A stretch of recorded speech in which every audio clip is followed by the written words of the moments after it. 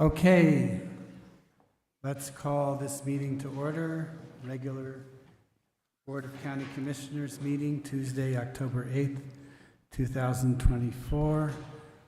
Let's have a roll call. Commissioner Anna Hamilton, Here. Commissioner Justin Green, Here. Commissioner Anna Hansen, Present. Commissioner Camilla Bustamante, Present. and Chair Hank Hughes. Present. Thank you. Let's stand for the Pledge of Allegiance and the State Pledge.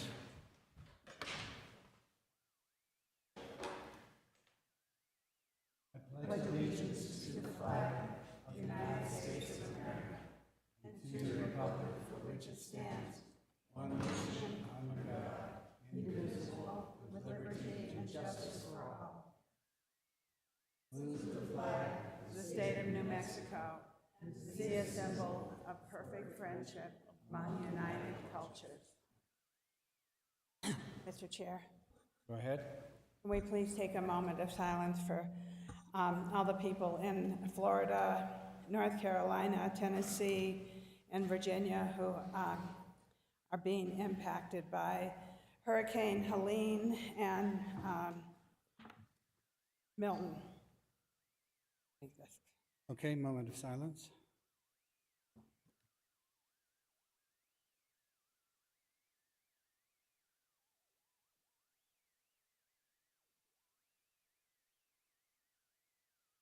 And I will do this land acknowledgement.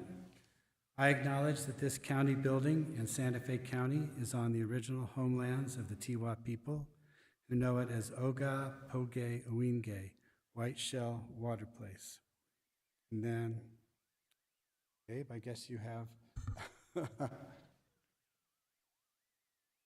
moment of reflection. Let us take a moment to focus on the work ahead of us, being ever mindful of our decisions, and in the best interest of our community, we take a moment of silence.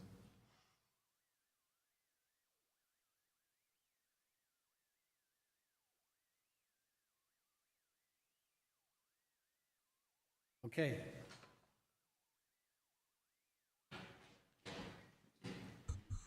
And approval of the agenda is next. Are there any changes to the agenda, Manager Schaefer? Mr. Chair and Commissioners, there are no recommended changes to the agenda as presented from staff. I would just note that the initial agenda for today's meeting was posted on Tuesday, October 1st, and the amended agenda was posted on Friday, October 4th, more than 72 hours before today's meeting as required by the Open Meetings Act. And the substantive changes between the two agendas were to add item 3B and item 6G to the amended agenda. Thank you. Thank you. Is there I'll make a motion to approve as presented. Second. Motion by Commissioner Green, seconded by Commissioner Hamilton. All in favor say aye. Aye. Opposed? Passes unanimously. Approval of September 5th, 2024 Board of County Commissioners special meeting minutes. Are there any changes from the board? No, Mr. Chair, I move to approve the minutes. Second. Motion by Commissioner Hamilton, second by Commissioner Bustamante. All in favor say aye. Aye. Opposed? Okay, those are passed. Request approval of September 10th, 2024 Board of County Commissioner meeting. Any changes?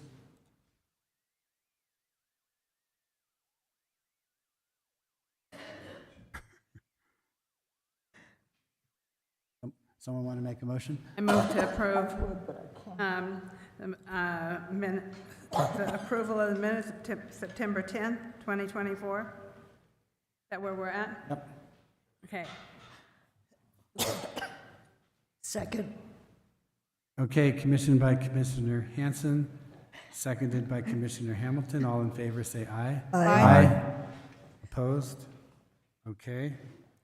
Next is consideration of Commissioner proclamations, resolutions, recognitions, and other items.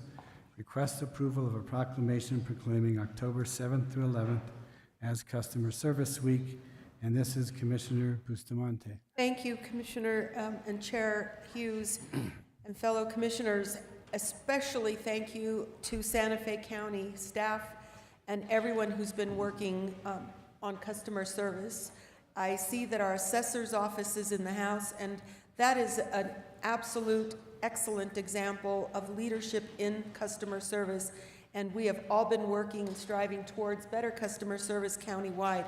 So grateful for all of the people who've stepped in to staff the kiosk at the main building, making sure that we're responsive to our constituents and those people who were set up to serve. So county government exists because we're here to be in service of individuals in the county. And I am so grateful for the work that's been done. I've asked for Chair Hughes to make sure that we all have a line to read in this proclamation. So, Chair, thank you very much for organizing that. Okay, I guess we'll read the proclamation, starting with Commissioner Green, going this way, and then go back to him until we get it all done. But go ahead, Commissioner Green. Thank you, Mr. Chair, and thank you, Commissioner Bustamante. Santa Fe County Proclamation proclaiming the week of October 7th to 11th as Customer Service Week, introduced by Commissioner Camila Bustamante. Whereas Customer Service Week is an international celebration of the importance of customer service and of the people who serve and support customers daily. And Whereas in 1992, the United States Congress proclaimed National Customer Service Week to be recognized as an annual event celebrated during the first full week in October. And whereas this year's National Customer Service Week theme is Above and Beyond, to recognize those in service industry who prioritize the experience of their customers and are boundless in their support. And whereas customer service in local government is critical for connecting people with services, building trust with residents, helping business representatives navigate complex processes, addressing unique challenges, and creating positive experiences with government agencies. And whereas the Board of County Commissioners believes that mutual respect, integrity, empathy, and innovation are necessary to provide consistently positive customer service, and recognizes that customer service is the responsibility of everyone at all levels of the Santa Fe County's organization. And whereas excellent customer service requires an inclusive culture where diversity is valued, all constituents are welcomed, and equitable access to services provided. And whereas the board desires to express its appreciation for the excellent service provided by Santa Fe County employees. And whereas in January 2024, the board adopted resolution number 2024-001, which confirmed the county's commitment to customer service as reflected in the strategic plan and set forth a customer service initiative to deliver the highest level of customer service. And whereas the County Manager's Office, in partnership with Human Resources, established the Customer Service Task Force, a group of staff members who exemplify top-notch customer service to develop key goals and actions to help staff across the county achieve excellence and foster a stronger service culture for our community. And whereas the task force defines customer service as providing solutions for and information to our customers through positive and respectful interactions. And whereas staff takes full responsibility for serving our customers from the first contact to the complete resolution of their needs. And whereas staff from across the county have been instrumental in the development of customer service at the county administration complex, devoting their time, expertise, and creativity to improving customer service. And whereas many staff have undergone customer service boot camp, leadership power, skills, and other training that focus on elevating the customer experience and developing employee toolkits for accountability and professional growth. And whereas staff have developed a customer service campaign with stickers, banners, and videos to help create a culture of recognition, pride, and professionalism. And whereas with this initiative underway, the county joins the thousands of governmental entities worldwide representing public servants who routinely demonstrate their commitment to providing excellent customer service to constituents day in and day out. Commissioner Bustamante, do you want to finish it out? Now therefore be it resolved that we, the Board of County Commissioners of Santa Fe County, do hereby proclaim the week of October 7th through 11th as Customer Service Week, approved, adopted, and passed on this 8th day of October 2024. All right, and that's assuming we actually pass That's it. assuming, Would you like to make a motion? I would like to make a motion that we approve, adopt, and pass on this 8th day of October, the Customer Service Week. Second. Oh, that's That was Okay. simultaneous. was a photo finish. Yeah, Microphone photo finish. I heard Commissioner Hanson a hair of a second first. She's closer. That's the speed of sound right there. Yeah. Okay, Commissioner Bustamante made the motion, Commissioner Hanson seconded, and Commissioner Green third, and Commissioner Hamilton fourth. All in favor say aye. Aye. It appears to pass. Thank you very much. Okay. Okay, next we will go to request approval of a letter from the Board of County Commissioners to the National Nuclear Security Administration and Forest Service objecting to Los Alamos Laboratory electrical power capacity upgrade, final EDA and draft, etc. Commissioner Hanson. Thank you very much, Mr. Chair. So we have, the reason we're writing this letter is, one, we have standing because we made objections in the beginning of the year. So we were able to, again, make comments to the finding of no significant impact, which in my letter, in our letter, we do not agree with that. And there are many issues at hand. Not the least of not is that our Pueblo brothers and sisters are in support of the protection of the Caja del Rio and believe that it is a integral part of their cultural heritage, and that without it, it could really harm their culture. And so because they are located in our county, and because the Caja del Rio is located in my district, Commissioner Bustamante's district, and part of Commissioner Green's district, we feel strongly that it's important that we object to the scoping or the finding of no significant impact. There was inadequate consultation with stakeholders. The federal government is ordered to stop, look, and listen. The Pueblos feel that they have not been listened to, and they did not actually have a consultation with the Board of County Commissioners. Consultation means the process of seeking, discussing, and considering the views of other participants, and where feasible, seeking agreements with them regarding matters arising in the Section 106 process. Neither NNSA nor the Forest Service has discussed or consulted with Santa Fe County Board of County Commissioners regarding this project. The consultation process with Pueblos also appears to have been minimized.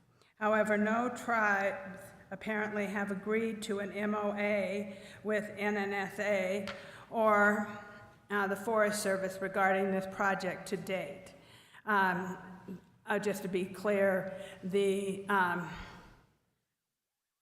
finding of no significant impact states that there will be an MOA provided. In fact, we understand that the Pueblo of Tesuque has unequivocally rejected the draft decision and has called upon the Forest Service to immediately rescind this notice, as the preservation of the entire Caja del Rio landscape, cultural landscape, is necessary for the Pueblo of Tesuque's cultural survival. The main issue is that the Pueblo of Tesuque requests for a tribally led ethnographic study to comply with NEPA and NPHA Section 6 and 106. And we also support that. We also support an environmental impact statement.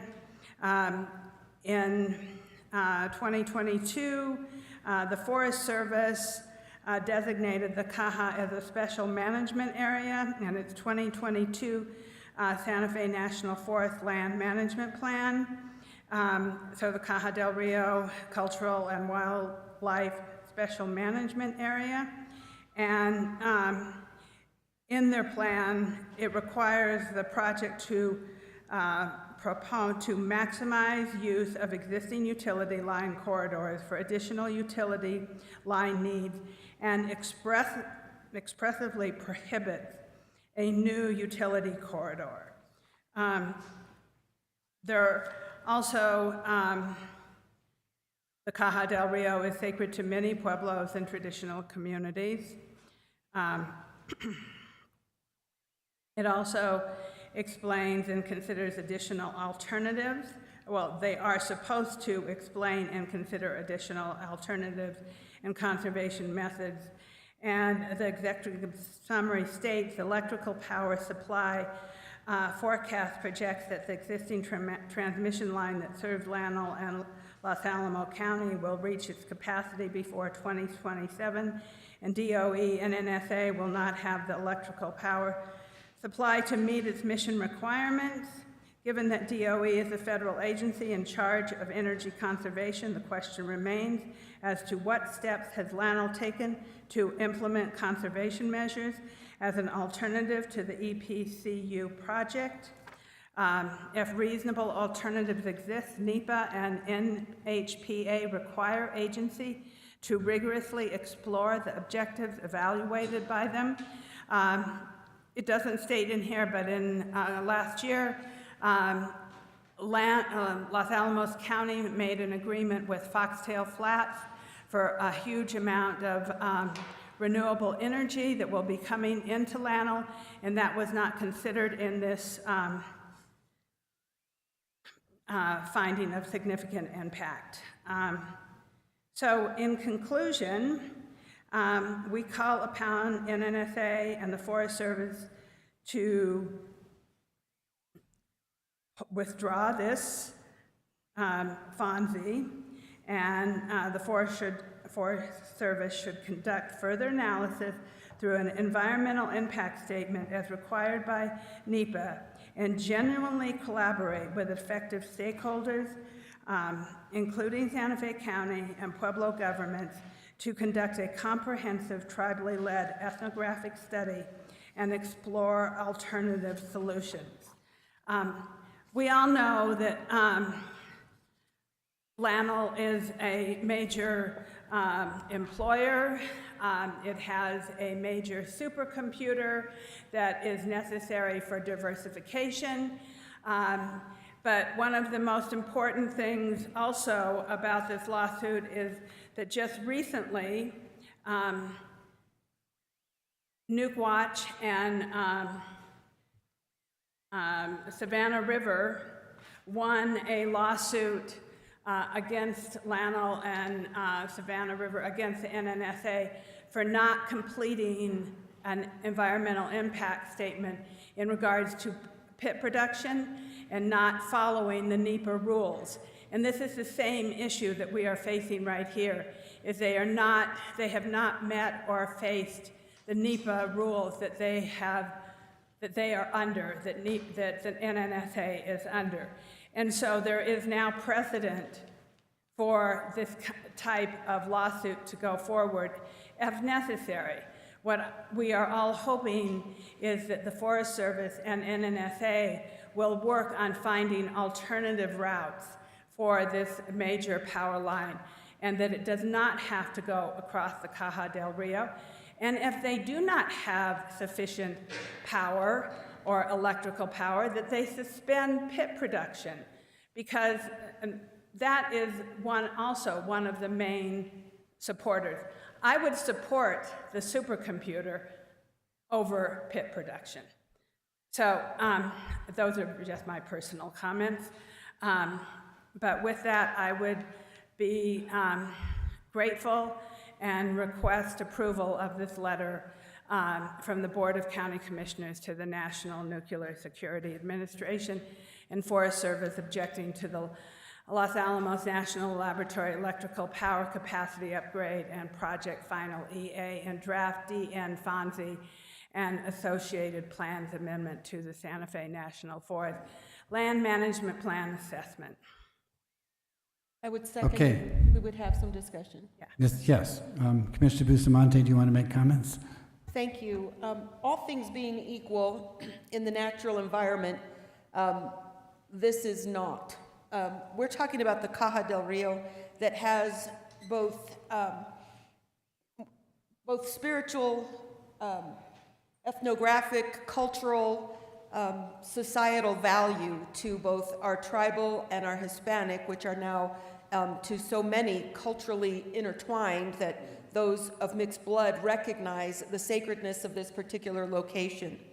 And not taking this land and these cultural and societal contexts into account while putting a power line, which is not a location that would be appropriate for something sacred. Again, it is not equal to any particular location. It is of a different value of locations.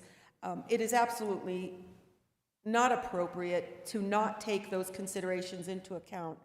That being said,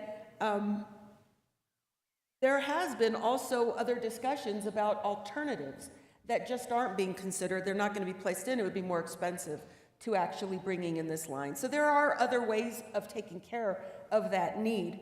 I have had a number of conversations from people who've said, look, the laboratory brings a lot of jobs. I think we're all grateful for the jobs. I think people's lives in that respect have been beneficially impacted. But this is another one of those cases similar to the types of things that happen when people work in a nuclear facility and have shortened lifespans because of exposures, whatever the case may be. And if someone says that doesn't happen, I will say that that happened in my family. Through a dose reconstruction, we lost my dad at 56 years old. I'm grateful. We were raised well. We had everything we needed to eat. But when we look at the different factors and variables that need to be brought into consideration when putting a power line through what is otherwise recognized by at least the native Puebloan cultures and those that I will refer to as Chicanismo, Chicano, Chicana, that this is sacred land. We have alternatives. There are other ways to do this. I couldn't be in more support of finding an alternative to taking a power line and putting a scar on something that is not equal to just any other physical location. So thank you for the opportunity to share my concerns on this end. Everything is interconnected, and it does have its intrinsic value. Thank you. Thank you. Commissioner Green. Thank you, Mr. Chair, and thank you, Commissioner Hanson, for bringing this to our attention and preparing this letter. You know, my first comment is nobody likes a bully, right? You know, Lanel has the strength to push this through. The NNSA has the strength to push this through without very much consultation and can bully the NEPA process and really avoid all these requirements. But they shouldn't, right? They're a partner of ours and a neighbor of ours and part of our community. And like, as Commissioner Bustamante mentioned, we are appreciative of their jobs for the most part. We are also want them to be a collaborative partner on all dimensions of everything. And so, you know, they're sort of caught in a catch-22. They're being told that they cannot lobby us in any way, shape, or form. And I think that is wrong. I think that in this case, the other laws out here, like this consultation portion of this assessment, needs to then have them sit down with us and give a presentation before the Board of County Commissioners, or ask for some special community-wide meeting that can really address this and educate us as to all the different solutions that were considered and why this was the only one and the natural one. And so I wish that they were consulting with our Pueblo friends. My district has 4 and a fraction of 4 entire Pueblos and a fraction, and all of them consider this land sacred to them. I wish, anyway, I do like this, this letter. I think it states pretty well the consideration. I hope that we can work with them to find an alternative. I've been made aware of an alternative that already has been desecrated by utilities, albeit water for the Buckman project. But nonetheless, we need to work on the better solutions out here. I also wonder, I don't know the capacity of our Pueblo friends to file a lawsuit, but I wonder if our legal department can step in and find a way to ask and support our Pueblo friends in their desire to at least have this pulled back and studied more comprehensively. If they can convince us and consult with us, and us I use royally for everybody in the community and all the stakeholders, if they can convince all of us that this is the right thing, so be it. But at this point, the lack of consultation and the lack of sit down one by one with each of us at the NNSA shows a lack of consideration for our community. So I am in support of this letter and wish that they were consulting all of us and doing a better job at discussing the alternatives and making sure that they were listening to us. Mr. Chair, so I have invited Ted Wyka, the manager for the Los Alamos field office for NNSA, to please come to our Board of County Commissioners. I don't know if we have heard back from him yet, so Sarah's shaking her head no. I asked him to either come to this meeting or the meeting at the end of the month. I will reach out to him again because I do feel that it is really important that they come here and talk to us. I would have liked to have had more discussion with them. I want Commissioner Bustamante to know that right up in the beginning, we do say, we do include the Pueblo and traditional Hispano communities right at the beginning. I know I didn't cover that, but I would thank you for covering that because I want people to know that we are not just talking in this letter about the Pueblo communities because we know the traditional Hispanic communities have a strong connection to the Caja del Rio also. Our code, even though because they're federal agencies are not covered and not under our code, it does require any new power line to be put underground. So our code says the power line has to be underground. I mean, that would be, has to be, except for in places where it's infill and like it might not be possible, but since they're federal agencies, and also I do believe that putting it underground would even be more disturbing to the Caja del Rio than having a power line because tribal nations have expressed to me that they consider the land above and below the ground as also sacred. So it's a complicated thing, but we don't have jurisdiction over federal lands. We can request things of them. And, I think that it is incumbent upon NNSA, BLM, the Forest Service to be good stewards and work with us. And I am grateful and honored to have the support of this commission on this important issue. Thank you. Commissioner Hamilton. Thank you. I know I shouldn't belabor this since we all seem to be, with different thoughts on what seems to be egregious. We all seem to be on the same page. But, NEPA is a really valuable instrument because it affords the opportunity to evaluate what trade-offs are when implementing large projects like this. 50 years ago, when I started, when NEPA was just 2 years old, and we started working in doing studies on NEPA, nobody knew how to either effectively handle the kind of public outreach to do the consultations that were envisioned, or how to handle evaluating trade-offs that are apples and oranges trade-offs, to the people doing the project. And in this case, it's a federal project, so it impacts, taxpayers. The economic pros and cons are easy to evaluate. Sacred land is difficult to place a value on in a way that lets you compare that trade-off. And so after 50 years, we still do it seems so difficult, and we still do such a poor job of that.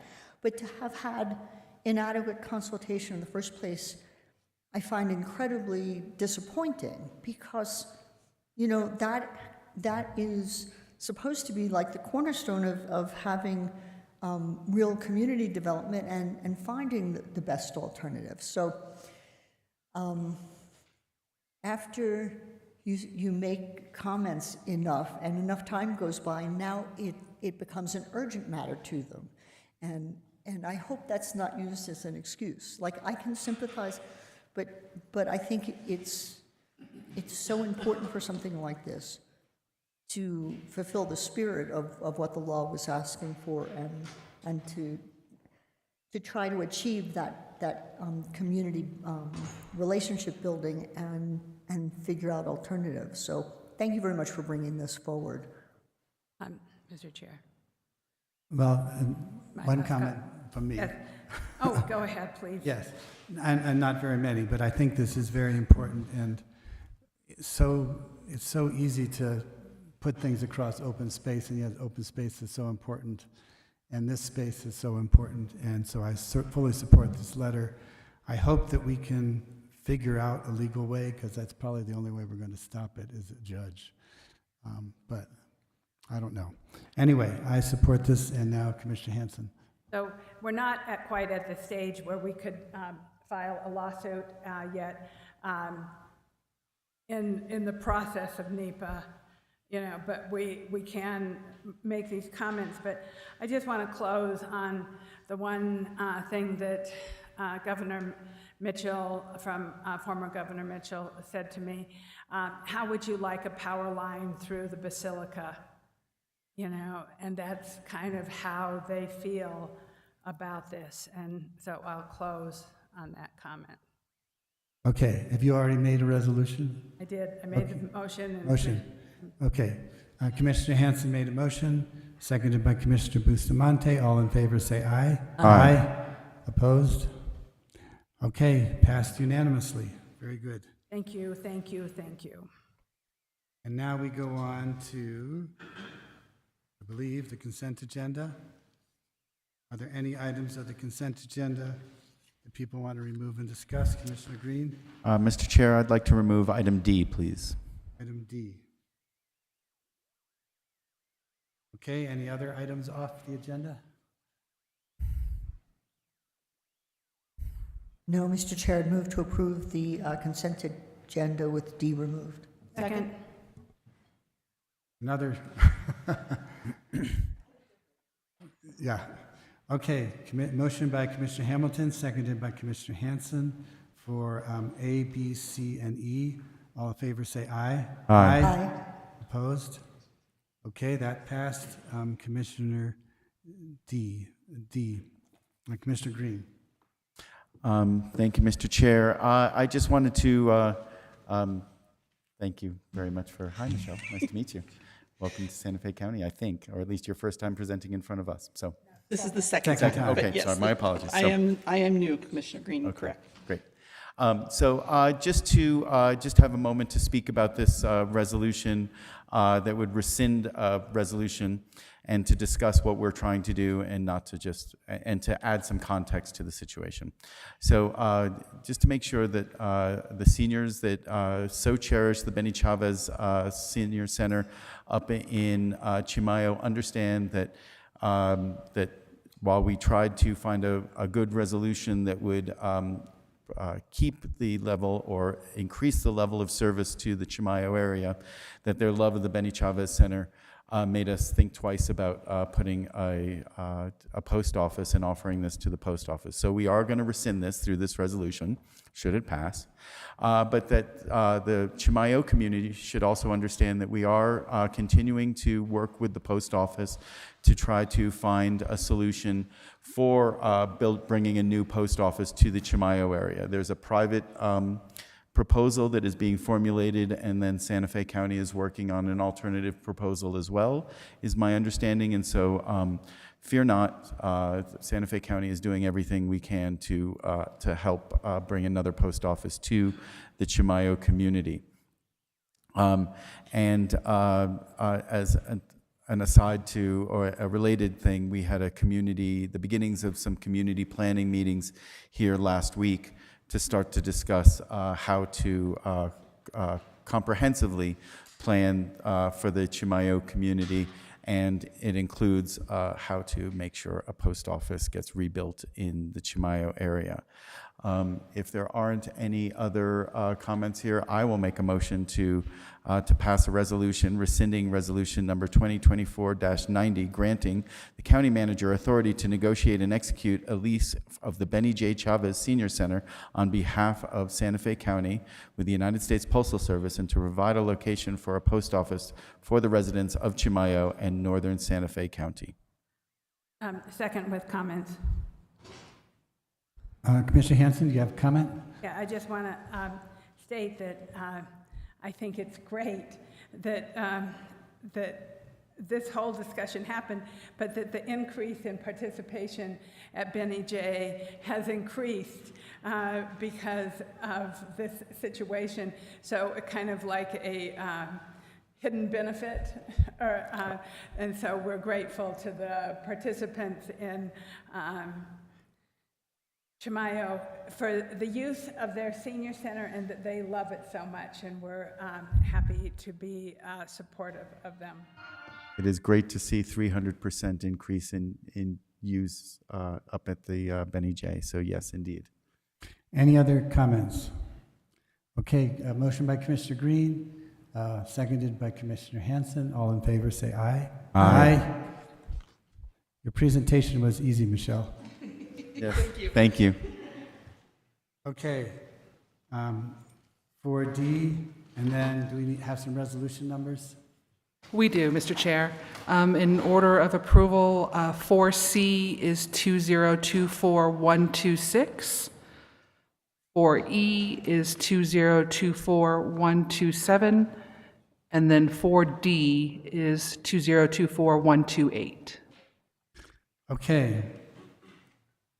That takes us to miscellaneous action items. Item 6A, a resolution to request an extension to complete local government road improvements. Go ahead, Mr. Snyder. Mr. Chair and Commissioners, this item, along with the next two, items 6B and 6C, are before you today to request a time extension to utilize the local government road funds throughout the 2025 year. We have to expend the funds by the end of this calendar year, and we do not believe that we'll be able to expend them by the end of this calendar year. So I just wanted to provide a little bit of background for this item as well as the next two items. As we've talked before, Public Works utilizes LiDAR to assess all our road paving.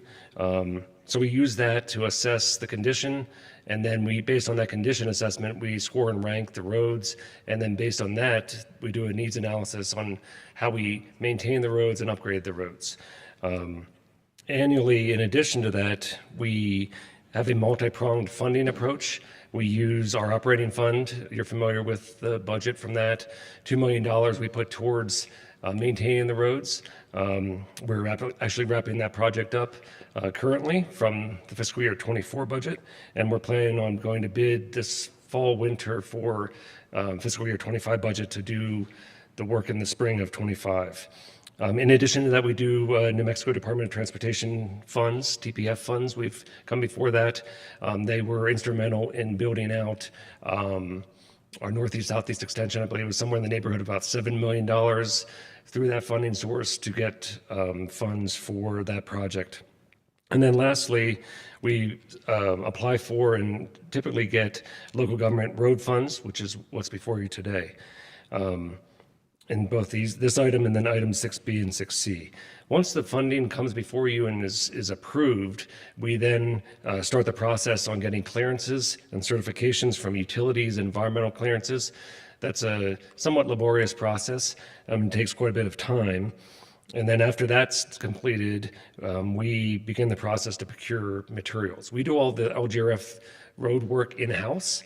If we have to mill a road and then do an inlay, we will sub out the milling of the road because we don't do that in-house. But otherwise, chip sealing, fog sealing, overlays, those types of things we'll do in-house.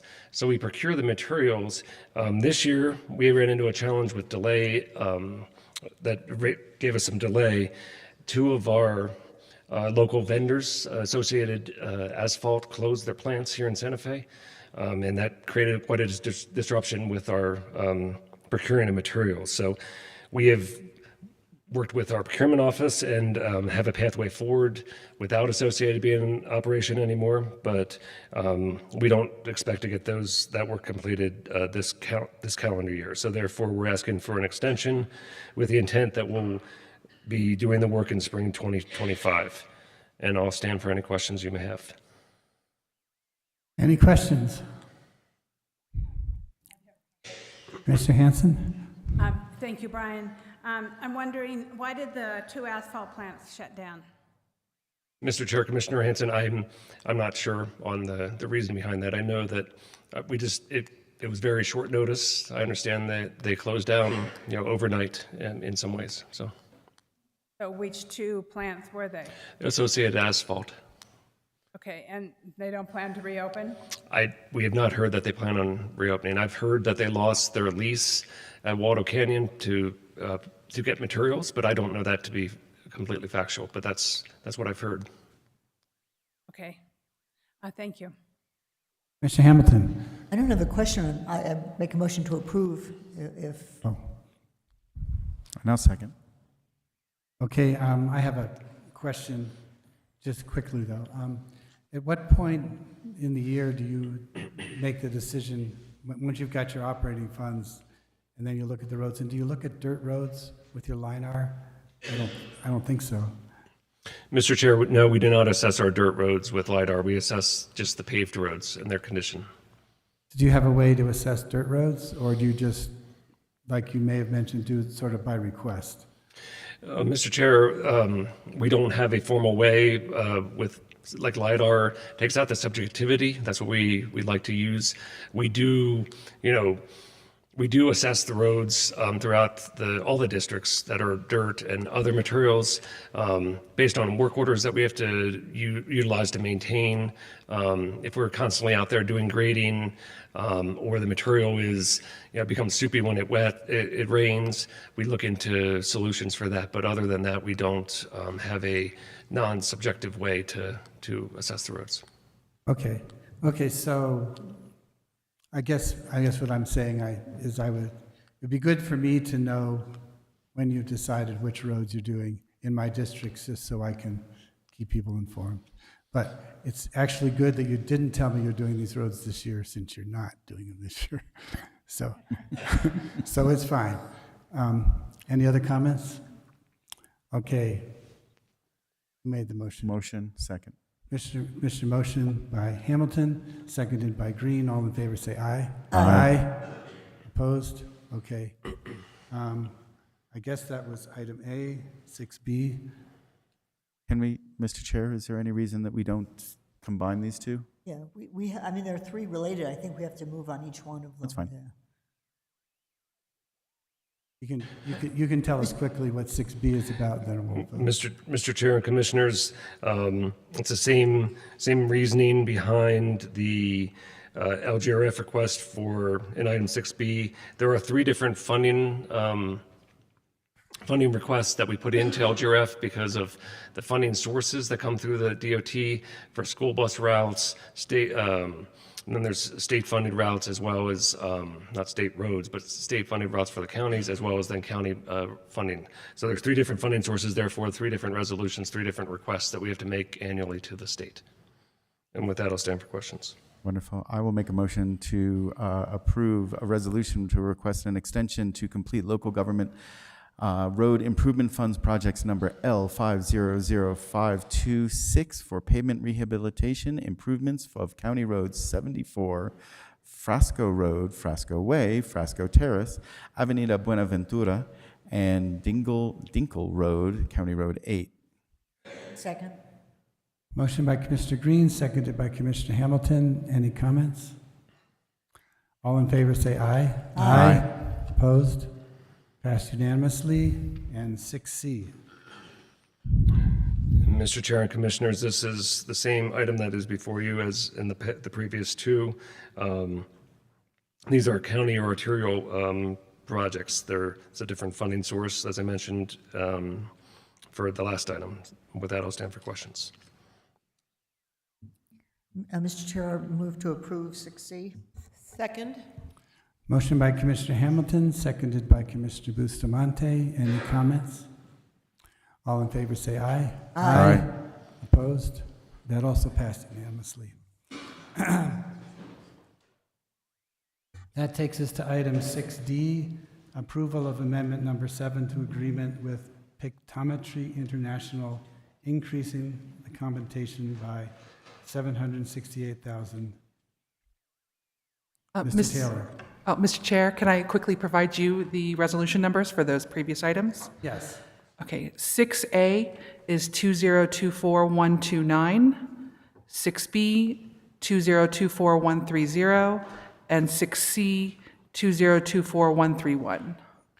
Thank you. Keeping me on track. Go ahead, Bill Taylor.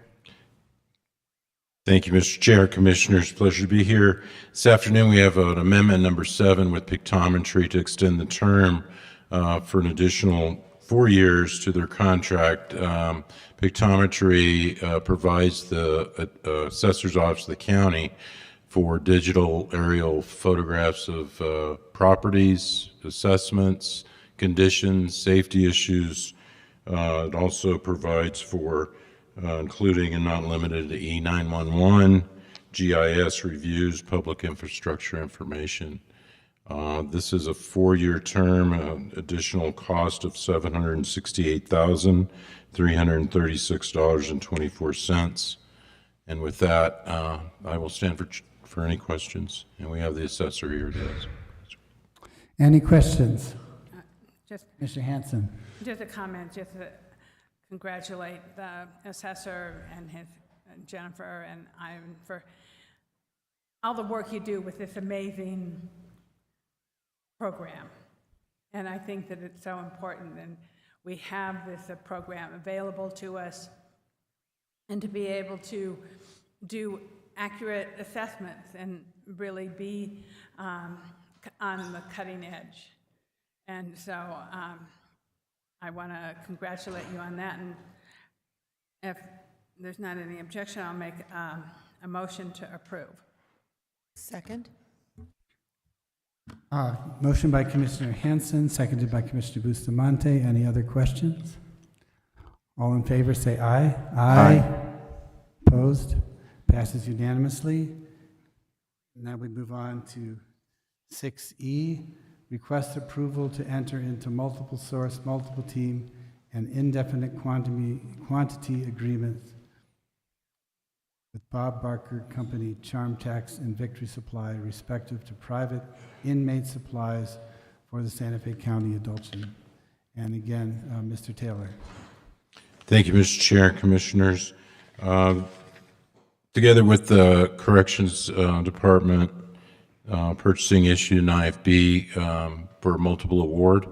for suppliers of inmate supplies and materials, mattresses, clothing, other supplies, and we are asking to enter into these contracts. We have done numerous invitation for bids and solicitations for these services for the inmates, and they are a 4-year term contract for supplies for the inmates. And with that, I will stand for any questions.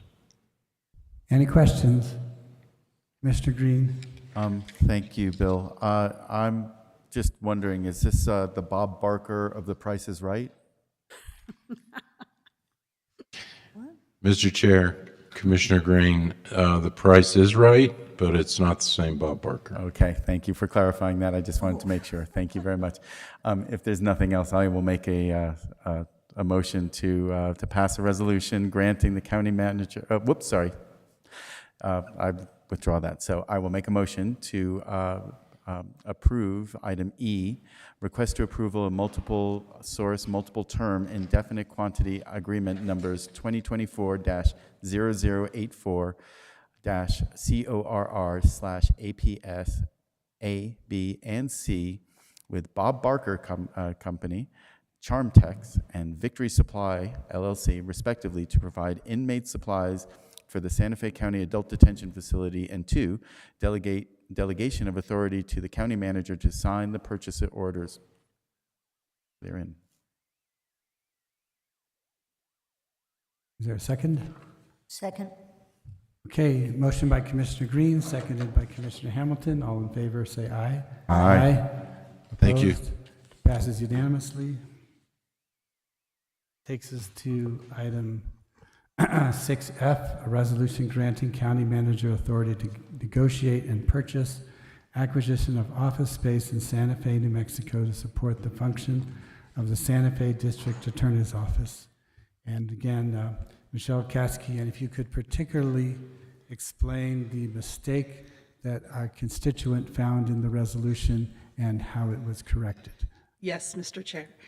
Commissioners, so regarding your packet materials for this resolution, a constituent did point out that there was a mistake, an administrative error in paragraph 7, where we were referencing a commission resolution that had to do with purchase of public lands for open space and trails. How that got in here, I didn't catch it for sure because I'm new. That was really my job to catch it and notice that it was there. But I don't really have an answer for why it was in there. So it's been redacted, that part of the paragraph. It really never had anything to do with this resolution that we have before you. So substantively, no effect, but we are glad that the error was picked up before we approved it. So I'm here today regarding office space for the DA's office. And we have been working for a number of years on a plan to remodel the existing DA's office. And as we have been going through that process, it has been brought to our attention that the remodel was still considered inadequate. It was an expensive project, but still really not going to solve all of the DA's needs. So we were continuing to look for other solutions. We have found a building that we are proposing we buy to house the entirety of the DA's office. It's much larger than their current space, better parking, better access to the freeway, better able to handle their increased security needs and some things like this. So we are asking for your approval to allow the county manager to negotiate purchase of this building on Rodeo Park Drive. Okay, any questions? Mr. Hanson? Thank you very much for bringing this forward. I think this is a really positive solution for the district attorney. I know that she is in support of this. And I think providing them with a more secure space, parking is a huge issue. downtown. And even though it's not right next door to the courthouse, it still allows them, I think, a better working situation, which I consider really important. I know when we built and finished the Catherine Grant building, employees were really happy to be able to move into a space where they had the room to function in a more holistic manner. And so I think negotiating this is really important, especially for the workforce also, that they have a better environment to be able to think and create and protect our citizens. So thank you. Commissioner Green. Thank you, Mr. Chair. Thank you, Michelle.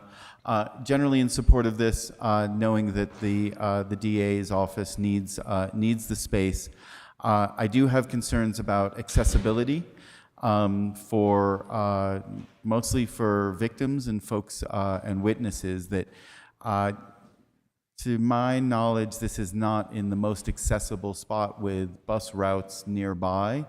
And while it may have parking for people who have the privilege of having a vehicle, which is a good percentage of our community, sometimes victims are the least privileged of us all, and we need to make sure that there is definitely shuttles or buses or whatever nearby. And so while this is in the city, it is literally at the fringe of the city where, I do have a concern about that. But And actually, if you'll let me course, respond. please, yes. Mr. Chair, Commissioner Green, it is on bus route number 6, because on this Rodeo Park Drive, there's a number of medical facilities down that road. So it's actually well serviced by public transportation. More than you would think, More than I would given its think. location, yeah. That's fantastic. So thank you for allaying that fear. I think the accessibility for the folks that commute, for having worked with a number of folks at the DA's office recently, a lot of them do commute from out of town, and especially from the Rio Rancho, Albuquerque area. And so I think this is going to be much more convenient for them. They're just not going to have as great restaurant selection nearby. So that's so. Anyway, but good. Thank you very much for bringing this forward. Mr. Bustamante? Mr. Chair, with all due respect, why are we dogging the restaurants in the area? There are some very good restaurants very close by. If I need to name them, on Airport Road, it is not the very edge of town. Not but so with all walking. due respect, it's not in a bad location, but there are restaurants there that are actually good. So There I feel are, that but I they're have just to not say it out walkable. loud. Thank They're you. not so walkable. So that's all. Okay. Who wants to make a motion? Mr. Chair, I would be happy to make a resolution granting the county manager authority to negotiate the purchase and acquisition of office space in Santa Fe, New Mexico to support the function of the Santa Fe District Attorney's Office. Second. Okay, we have a motion by Commissioner Hanson, seconded by Commissioner Hamilton. I just want to say I appreciate that Mr. Michelle's found the mistake and that we were able to fix it and do things perfect. And also, I think it's important to recognize that we actually did spend a lot of time considering this site, and it is the best solution. Okay, all in favor, say aye. Aye. Opposed? Passes unanimously. And can we have a resolution number? Yes, Mr. Chair, that resolution number is 2024132. Okay. Item G, a resolution adopting projects for inclusion in Santa Fe County's Infrastructure Capital Improvement Plan for fiscal year 26 to 2030, authorizing submittal of plan to the New Mexico Department of Finance Administration and replacing resolution 2024. Leandro, or? Yes, Thank Mr. you, Chair. Mr. Chair and Commissioners, Leandro is actually participating remotely due to an illness, and so he'll be available virtually. And we also have Max and Hachi available to answer any additional questions. Thank you. Any questions or any suggestions, I think, right? If this would be suggestions to add or subtract from the ICIP? That's correct. I was just noting that Leandro will be presenting the item, but he'll be doing so virtually, Mr. Oh, is he Chair. gonna, are we gonna present now? That is correct. Can you hear me? Mr. Chair, can you hear me? Barely. Yeah, a little louder. Okay, I'll try to be a little louder. First of all, my apologies for not being there today. I'm not feeling well, but I did want to introduce this item. We were a bit rushed to put this on the agenda due to some correspondence we received from the governor's office at the end of September. Our deadline for this submission, or final submission of the ICIP, this coming Friday, and there is one project that has come up since we adopted in July, based on the original deadline, and it's the Galisteo Signs project that has been a project in Commissioner Bustamante's district and also supported by Representative McQueen. There was also a request in the governor's letter to, or clarification in the letter to let us know that the top 3 in our ICIP would be the preferred projects funded by the governor, although we haven't gotten the same from the legislature. So at this time, I can just go through the top 5 projects that we had adopted in the past and make sure that these are still the top 5 that the board wants to move forward with. First, Glorieta Village Collection System. Second, the Amit Rural Water Phase 1 distribution lines. Third, Agua Fria Village Utility Sewer Expansion. Fourth, Avenida Azul Path and Design and Construct. And the 5th is the Santa Fe River Trail Design and Acquisition of Santa Fe River Trail from Caja de Oro to Cottonwood Drive. And at this time, I'll stand for any questions. Okay, any questions? Mr. Green? Thank you, Leandro. First off, I hope you feel better soon. The question I have is to do with the communications from the governor's office. Are we going to have to come forward in the next few weeks or months to address the 2 projects that were deemed too big for the governor's office? Is that something that we should look forward to in the next few weeks or months? What do you mean too big? So if my understanding from the communication from the governor's office is that 2 of the projects were beyond the scope of what the governor was going to be entertaining. Am I misunderstanding that?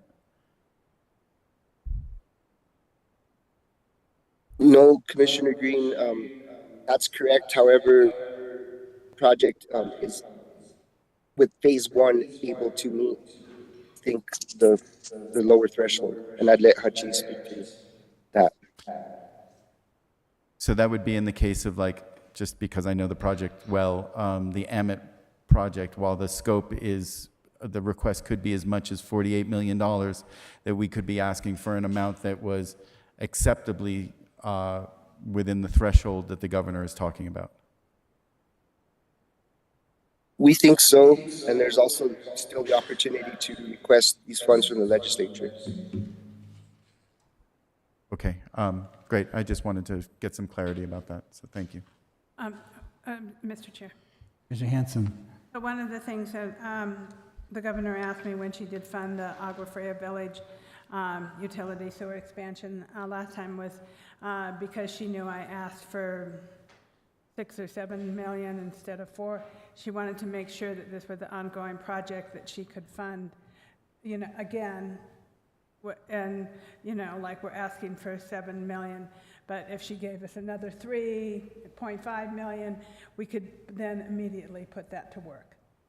And that was the kind of thing that she was asking me last year about capital outlay. Okay, I read the letter from the memo from Hutch, and I was concerned that we were going to have to come back, so I just wanted to make sure that we didn't have to come back and that we were going to have an adequate proposal for the governor's office. So thank you.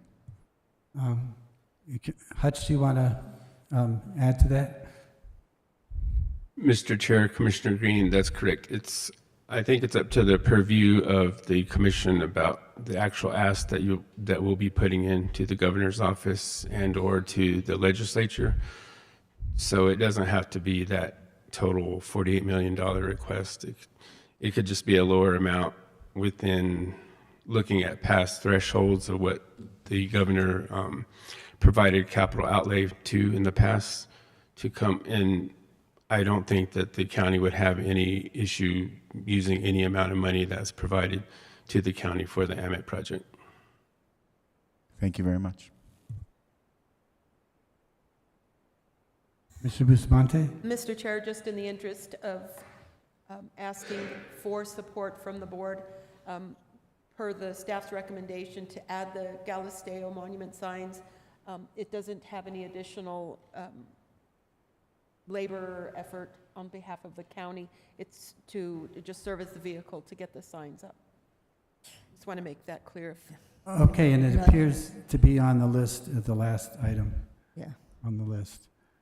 It's $100,000 for Village of Galisteo signs, so you can get those hopefully from the commission, the legislators. I have a logistics question. I support adding that for all kinds of reasons, but we have to make them as separate motions? Or can we just move to approve the ICIP list as revised?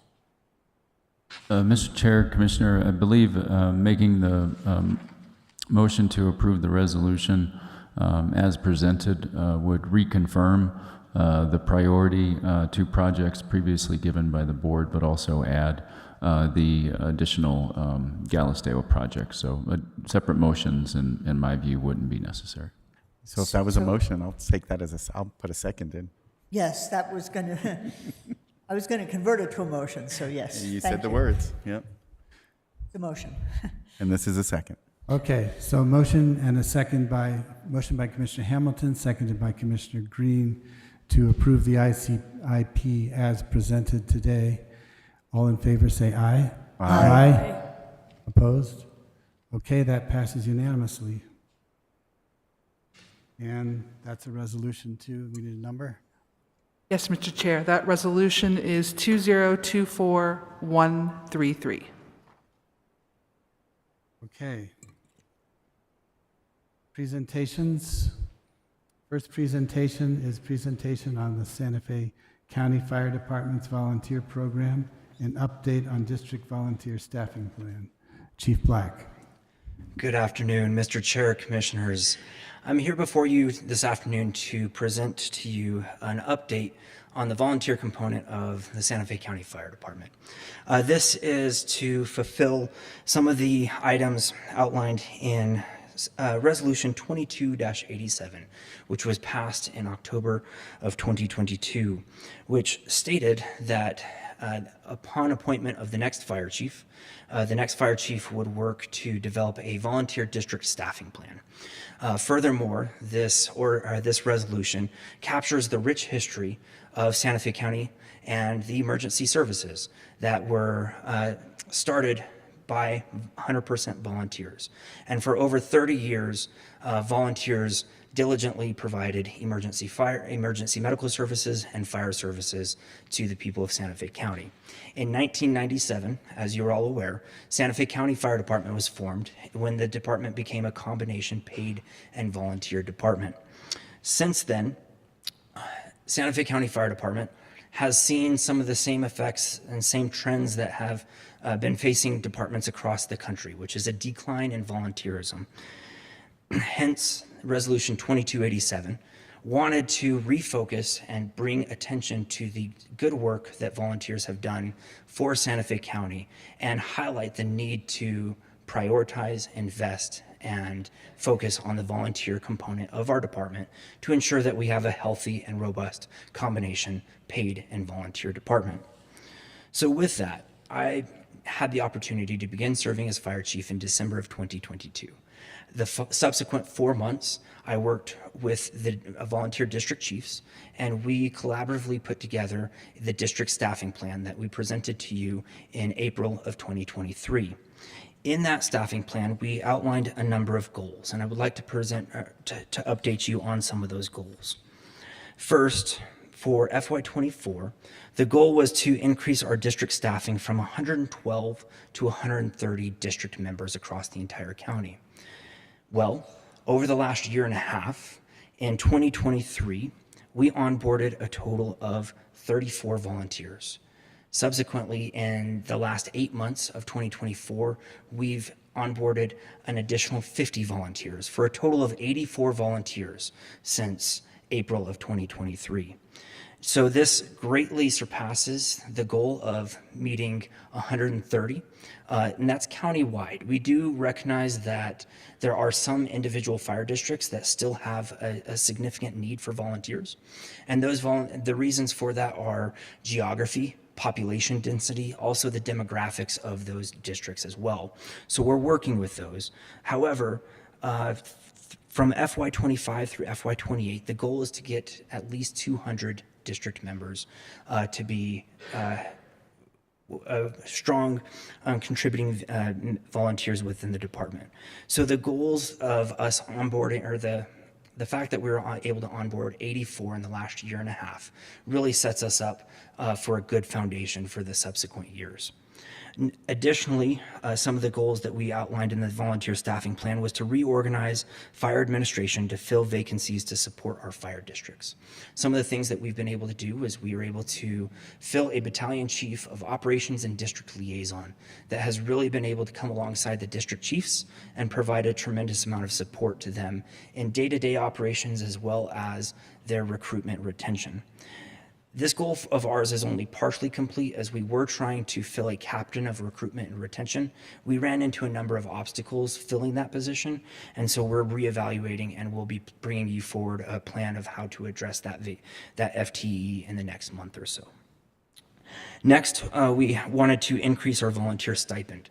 This was outlined in Resolution 2019-5, and per that resolution, we can increase 3% annually, which we did in 2023, and then now in September of 24, we did that yet again. So we've seen 2 increases there. However, we want to address the stipend program as a whole. And we are working with the district chiefs as we are looking to address some very high priority items within the department. District chiefs, at the recommendations of the district chiefs, we are going to still work on it, still do research on what a healthy and comprehensive stipend program looks like. However, that's something that we will be working on in the upcoming months after we work through a number of other higher priority items. Next is also to evaluate and implement a reasonable benefits package. That's something that our administrative staff is working on to see what we can do in the context of keeping volunteers, what benefits volunteers can receive that are separate from staff. And so we're working through that, and we'll be working with county legal on that as well. Next, we wanted to work on really enhancing our junior member program. That is something that is outlined in our current volunteer bylaws, and that's something that we are wanting to prioritize and to continue to invest in. However, with that, of the 84 volunteers that have been onboarded in the last year and a half, 7 of them are junior members. So we are seeing an increase in our junior membership program within the department. And then the next 2 items do talk about a high school education program with engaging in first aid CPR programs, as well as potentially an EMT basic program. We have run into a number of hurdles over the last year and a half. One of those was we had some staffing challenges in the training division, and we were understaffed, which limited how much we could engage and develop some of those programs. Another hurdle that we ran into specifically with the EMT basic program was working with one of the local educational entities and really getting minors into clinicals, because now we actually, somebody going through an EMT basic program actually has to do clinicals in hospitals and various healthcare. And so having people under the age of 18 was an obstacle that we ran into, but we will continue to be looking at if we can navigate that. Next was to adopt a revised set of bylaws. Again, that's something that we're coordinating with the district chiefs. The current district chief president and myself, we're working and developing an action plan to address those and to update those. And then lastly is to update Santa Fe County Ordinance 1997-11. This is something that we've done, the district chiefs have done a significant amount of work on. They started forming a working group early this year, and they solicited feedback from all of the district chiefs.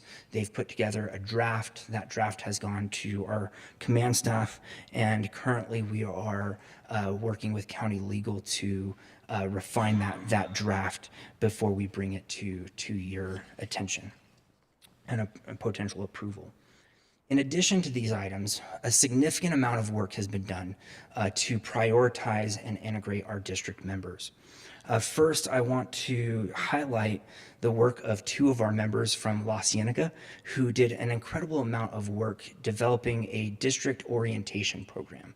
This program has become a quarterly program that they actually, training that they deliver to new district members who are either actively volunteering, just getting started volunteering, or people who are even interested in volunteering.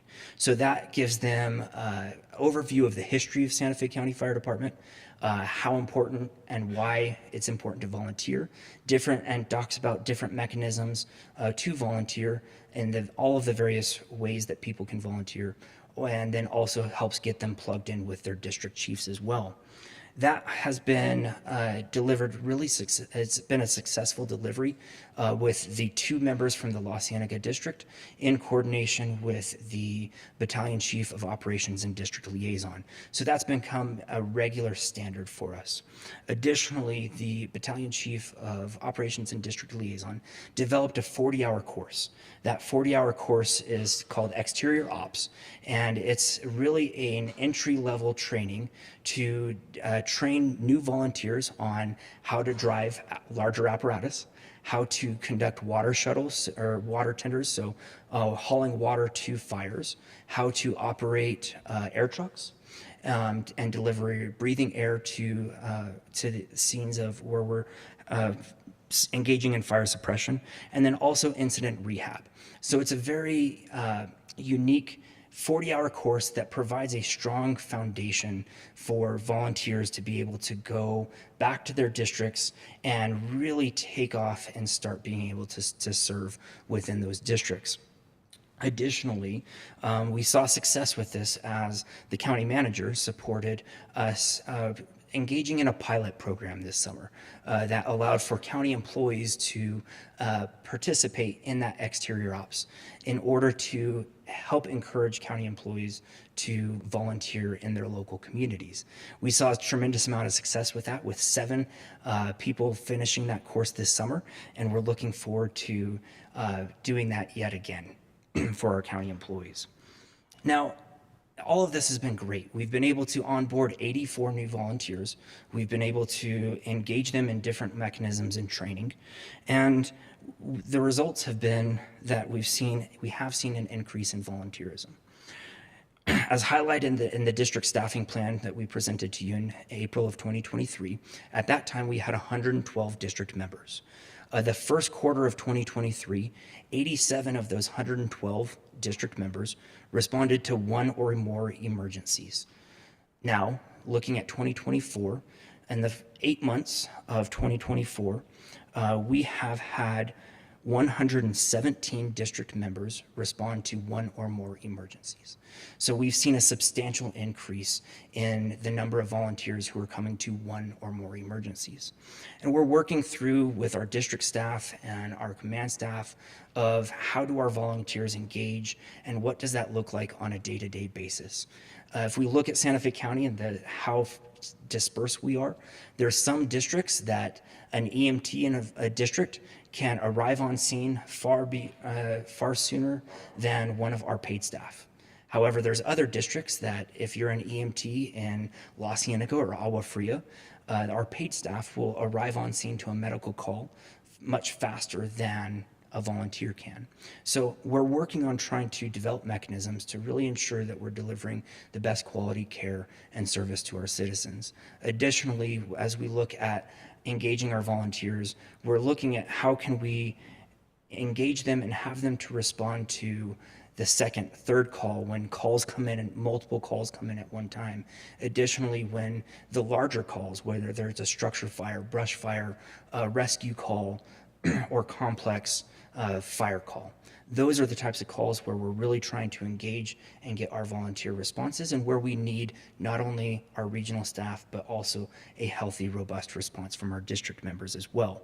And that's where we come full circle, and we try to, as we're going to be evaluating things like our recruitment and retention stipend program for the volunteers, and bring that in to address those components as well.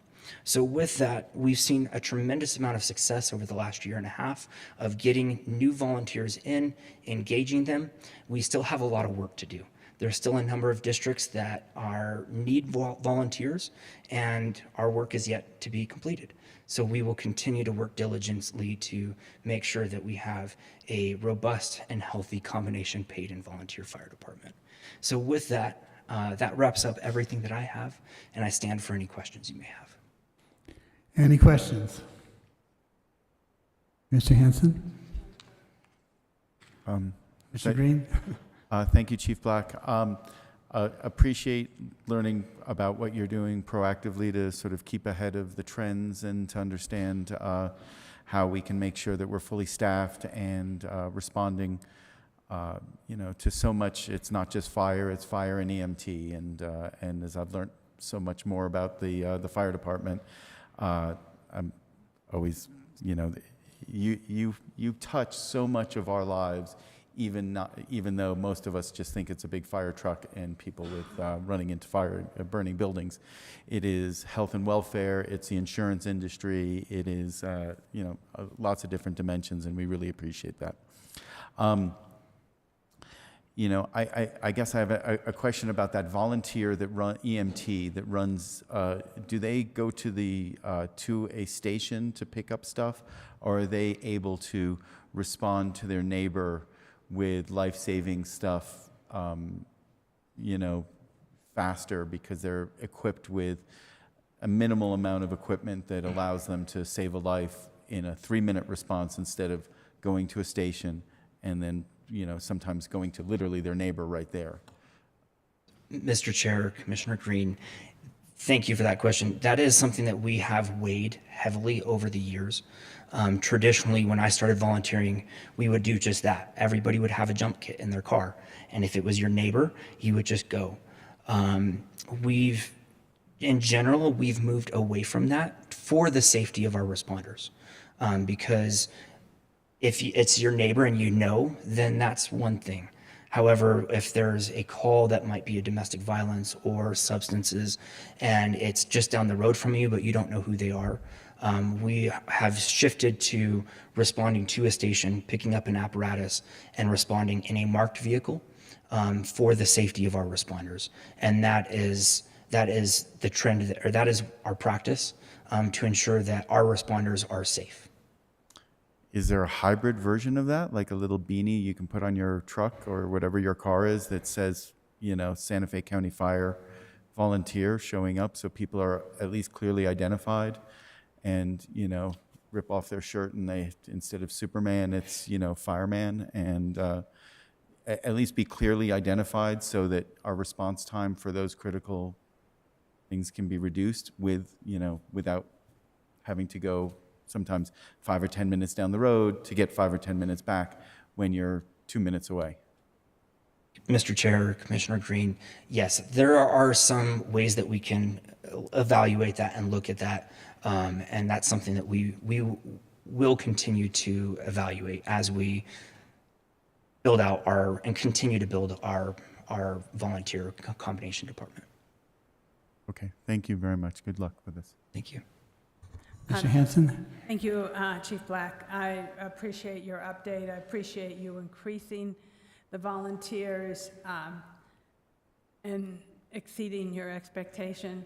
I mean, good job. Thank you. I appreciate the update. I appreciate, you know, the things that you're thinking about. And, you know, I just wanted to say thank you, and I wanted to also say thank you for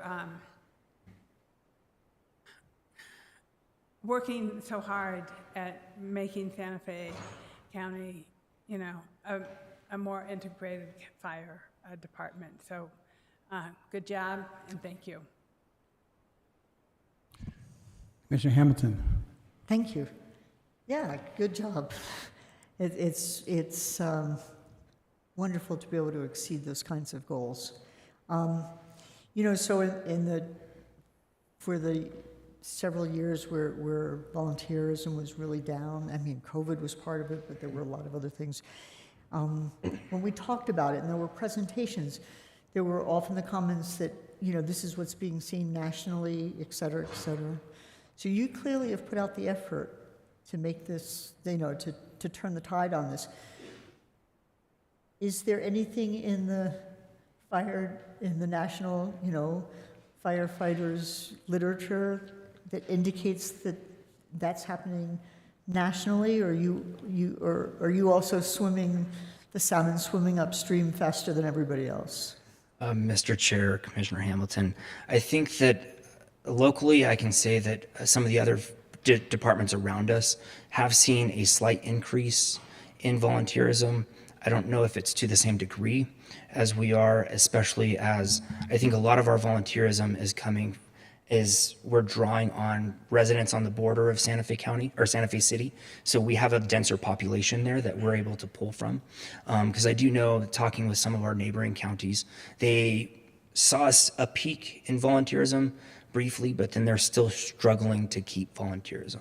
And I think that that's something that we are seeing across the state. That struggle is still there, specifically with the steps that the DFA took to implement the firefighter EMS recruitment grant, which is to specifically hire firefighters and/or EMTs to serve communities. And I think that was if I could speculate, it's in response to a decrease in volunteerism. So I think that it might be a little bit of both, to answer your question. Yeah, and then nationally also, but that's harder to know because it has to hit the news lines before you could know that. Thank you. Yes. Thank you. Any other comments? Commissioner Bustamante? Just very quickly, I want to thank you for your leadership here. And I am on an association to support the volunteers and grateful for just the energy that you've put into it with your team and having that enthusiasm in our area. So thank you. Thank you, commissioners. Thank you. Yeah, thank you, Chief Black. Very good job, and thank you for updating us. Thank you. We appreciate you. Thank you. It's 3:30, so we'll take a break, come back to public comment, and then on to our next presentation. After the break. Yeah. Break, public comment, then presentation.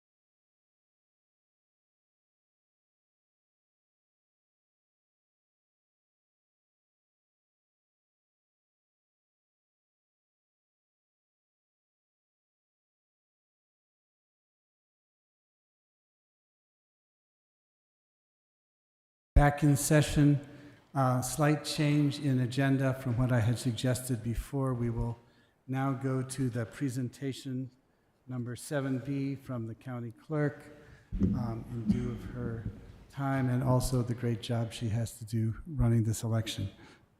Thank you, Commissioner Clerk Clark. Thank you. Thank you, Mr. Chair. Okay, we're loading. Okay. So I wanted to chat a little bit about our 2024 general election and the fact that we've had a very busy award season. We are definitely cleaning up across the country, and I wanted to talk a little bit about what we've been up to. So our election deadlines are, of course, September 21st. We sent the first ballots to military and overseas.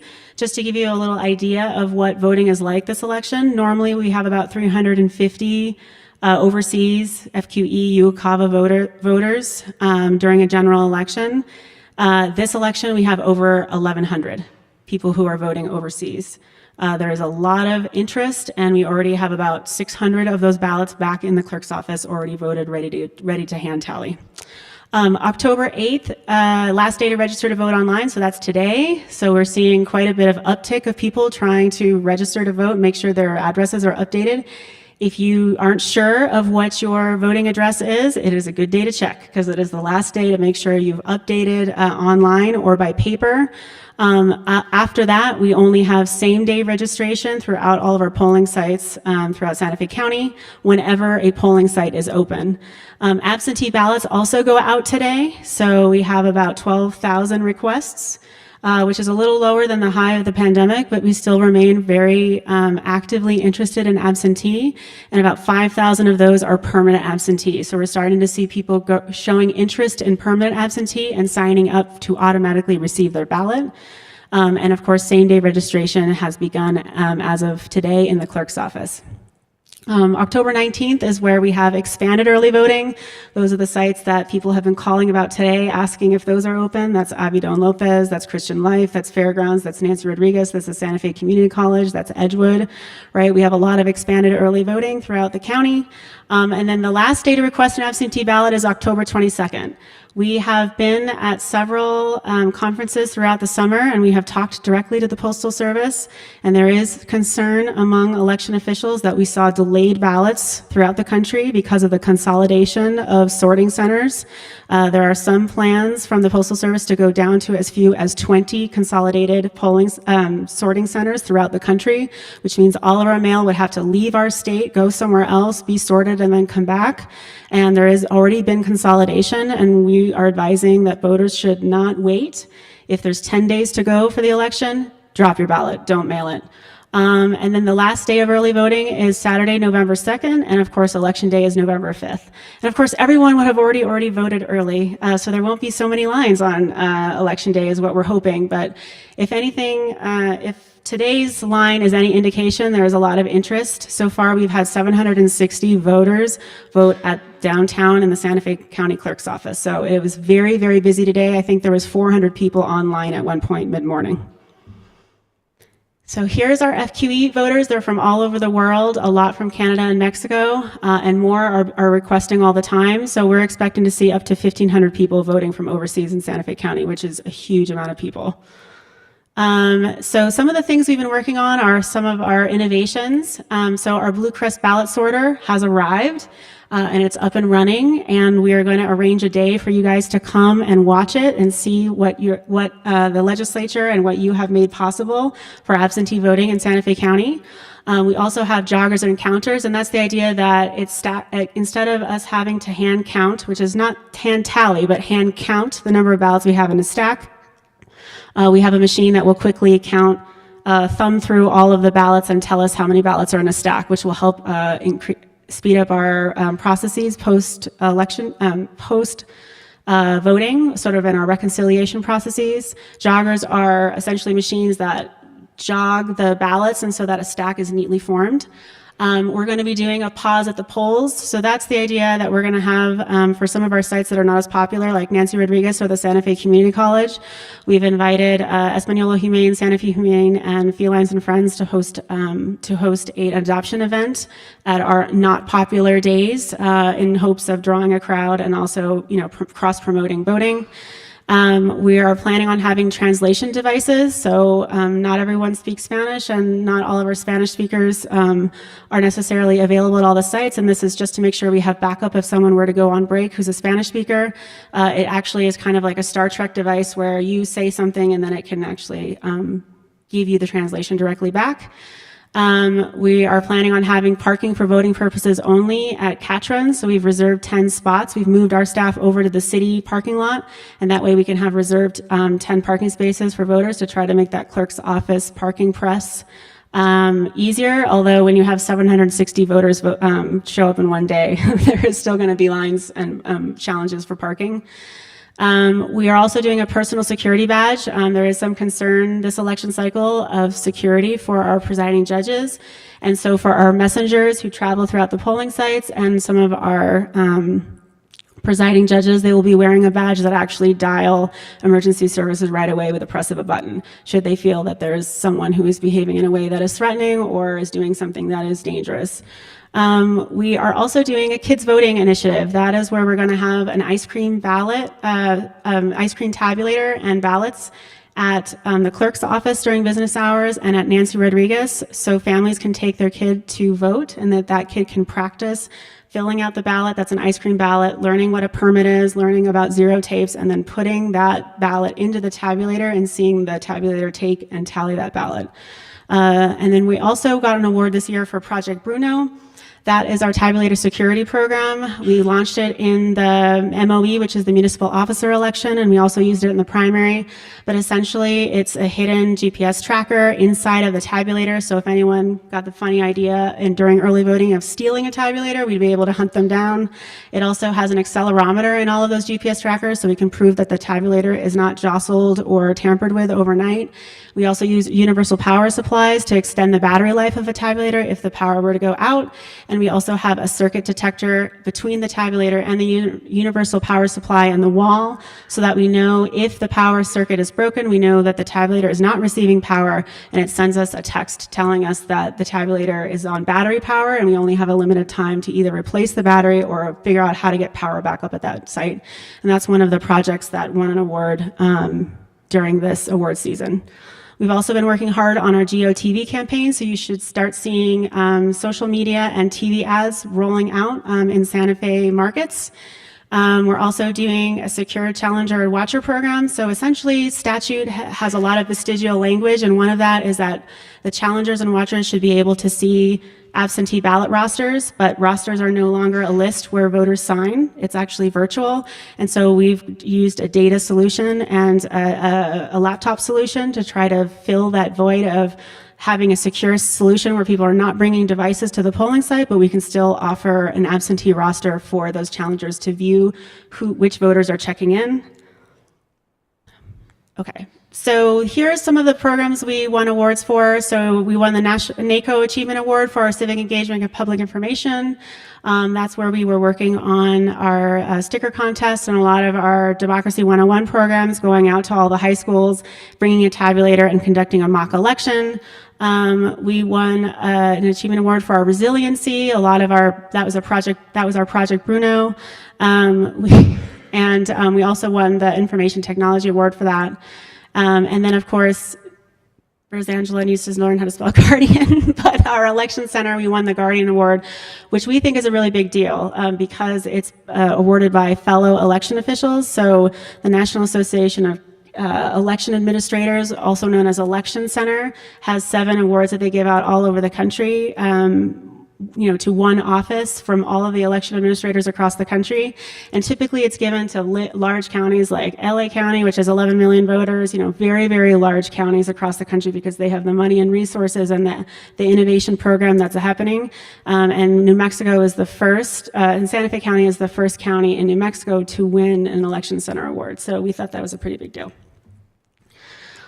So how should you prepare for voting? So we wanted everyone to sort of go back to the basics, which is you have to make a vote plan.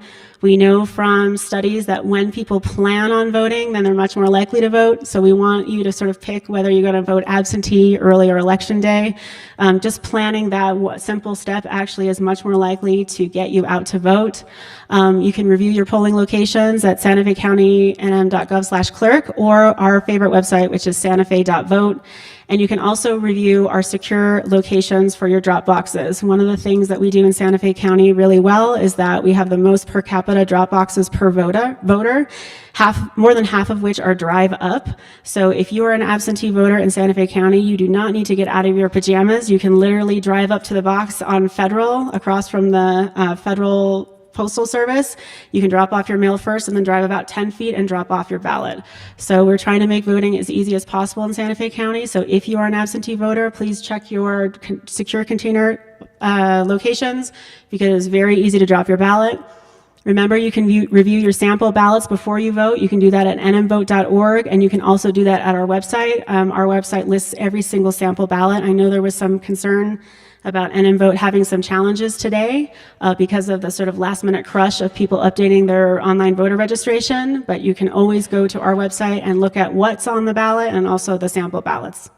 And we also, as a candidate, have hosted several candidate and campaign best practices training. This is where we're trying to give our candidates and our campaigns sort of basic level knowledge of how to use data, particularly the absentee roster. Every day, the clerk's office, 3 times a day, produces a roster of who has voted and how they have voted. And we want people to use that data so that way they stop bothering voters who have already voted and focus their efforts on talking to voters who have not voted to help us all together on teen turnout, increase turnout in our county. Okay, so here's the sample ballot. It's very long this year. There are lots and lots of questions on the back. So one of the things that I've been working on in the clerk's office and with our fellow clerks across the country is working with the National Association of Counties.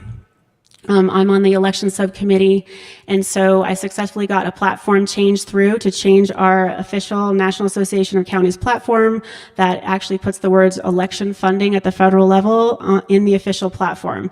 That has been controversial since HAVA was introduced after the 2000 election. The Help America Vote Act was in 2002, and while they do give money directly to Secretary of State's offices, they do not give money directly to local election officials and local offices.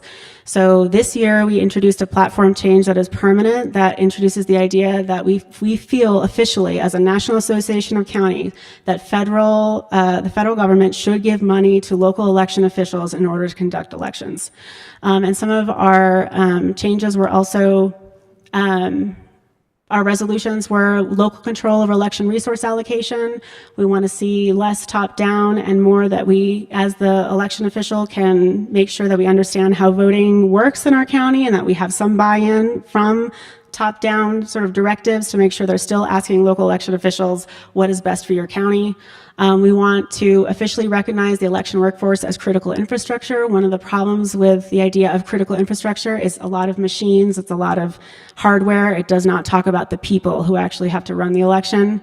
One of our ideas that we put forward is the idea that federal workforce training and funding should be available for election worker recruitment. While Santa Fe County had over 700 applications to be poll workers this election, which is very high, and I think we had an 85% retention rate. Other election offices are saying they are not seeing people sign up to be poll workers. People are generally afraid and they felt that they've been harassed in the past, and so they're not signing up to be poll workers. And so we would like to see some federal money come down to help us recruit and train poll workers on the national level. We also introduced the idea of expansion of election funding beyond HAVA, right? I mean, HAVA is for our operations, it can be for infrastructure, but there's a lot of ways in which we can do GOTV, voter education, a lot of different things that could be used, that money could be used in elections to improve elections. We also want to talk about improving voter database accuracy. There's a lot of controversy around ERIC, but certainly our voter databases, we want to have the most accurate voter database possible, and we would like to work with our federal partners to make sure that the tools that we have in place for local election officials are better. And of course, there was a lot of consternation about the Postal Service this election season. We are seeing a lot of consolidation and service changes, not for the better, and election officials are noticing, and they're noticing that their ballots are getting lost or their ballots are being delayed longer than they should be. And certain close races in other states actually were decided by those, might have been decided by those lost ballots. So we are very concerned about what we're seeing across the country in terms of our postal service, and that was made into a resolution to make sure that we're having that discussion with DeJoy and the Postal Board, National Postal Board, on what we're seeing in terms of our elections and our mail. Okay, so we also wanted to introduce our clerk affiliate priorities. These were voted on this summer, and we wanted to make you aware of them. So one of the things that all the clerks have agreed on is increasing the marriage license fees. I think it's been about 40 years. Before I was born, possibly, since the last time this was updated. And so we would like to see the marriage license fee increase. It's only $25, where surrounding states are up to $100. We want to see a proposed update to the statistical formula for post-election audits. You might have known that during the regular local election, we counted more than 10% of our ballots cast, which is just kind of bad stats. So, Commissioner Clerk. Yeah. You can slow down a little bit. I said I would do it in a hurry, so I'm going to do it. And that's basically, we want to reconfigure the statute for some of our auditing formulas to make sure that we're doing good sampling, not necessarily sampling that is a large amount of data rather than smart amounts of data. And the other thing is that we want to see equitable salaries for county elected officials. This was voted down by I think the NMC board, because they want to see how the constitutional amendment's going to do. So there's a constitutional amendment on the ballot that's going to actually take the limit away from the legislature and give it to the counties to decide what their local election official or their local officials will be making, the countywide and the commissioners, rather than setting that at the legislature. And once that has rolled through, then there is a movement to sort of create either the ethics board or someone else would create standards on, cost of living and kind of come up with some kind of formula. So here's some of our award-winning voter stickers. We won, again, another Cleary Award, which is the Election Assistance Commission gave us a clearing award for our voter stickers. And you may have seen these, that we had our future voter and first-time voters, and these went like hotcakes in the primary. We actually had to tell people you're not allowed to have two, and you definitely don't look like a first-time voter, so can you not take our extras of our voter stickers? Because these were very popular among our voters. If you are participating in our Kids Vote program, we will have these future voter stickers available for kids who come and practice on our tabulators. And we also, this year, introduced a bilingual sticker, which is designed by our staff, which is our Yo Vote, I Voted sticker, which has a little Santa Fe County-esque building on it. Just some, press from our different various events out in the county. There's a voter registration event, candidate filing day. We go out to all the senior centers to sign them up if they need to for a permanent absentee. So we've been very, very active trying to let people know this election is coming up and also how they can vote and how voting is easy in Santa Fe County. Some more pictures, some awards, some of our training, some of our outreach events. And our message to voters this election cycle is we feel that Election Day is going to be very busy. If any of the amount of people who've requested ballots for FQE and the interest in voting is any indication. So we would encourage you, if you don't want to wait in line or you want to save your place in line for someone who can only vote Election Day, is to vote early. It is very easy in Santa Fe County. We're also reminding voters that if you have a ballot in hand, we're encouraging you not to mail it back, but to drop it. There are lots of places to drop it, any polling site, back at the clerk's office, or in our secure container, because we know the mail will be delayed as more and more election mail comes out, and also that we are seeing more and more mail delays. And so we don't want your ballot to not get back to us. And the reason why is we are not a postmark state. We are a have to have it back in hand state, which means that if 7 p.m. we don't have your ballot in hand, that ballot will not count. We would hate for that to happen. So we want you to plan ahead and then add an extra 3 to 4 days for, things might happen. So if you have that ballot 10 days out from the election, drop it, don't mail it. And then we're going to be handing out some of these little stickers. Some of the restaurants around town and some of the various businesses have asked where can we direct people, and we've been giving these stickers to post places that they can, this QR code will take them directly to SantaFe.vote where they can find information about voting. And that's the end of my presentation, an update from the Santa Fe County Clerk's Office. Does anyone have any questions? Thank you. And you have just a couple minutes for questions, I guess. Any questions? All right, Hanson first. So, congratulations on your awards, but also as somebody who has participated in NACO for years, thank you for joining NACO and going there and participating, because I do believe that the National Association of Counties is an incredibly important organization, and they need more different voices than, you know, the regular voices. NACO has always been viewed as a very conservative organization, and I think by opening up the dialogue, we're able to get more voices in. You know, I feel especially grateful for all the resolutions that I was able to bring forward for the Defense Nuclear Facility Safety Board, and the fact that they were unanimously supported. And so I think there are ways to use NACO to benefit our community. And I'm glad to see you taking advantage of it. And congratulations on your awards from there. Thank you. Okay, Commissioner Green. Thank you. I want to start out with, I watched the tabulators. I was down at the clerk's office and at 240 Grant today at 7:15, about 45 minutes before the polls opened, and I watched them setting up and having their first team meeting, getting all psyched up to host this, and everybody had smiles and looked stress-free. That didn't last. The stress came pretty quickly, but I think you handled it pretty well, and I hope that everybody left pretty happy by the end of it.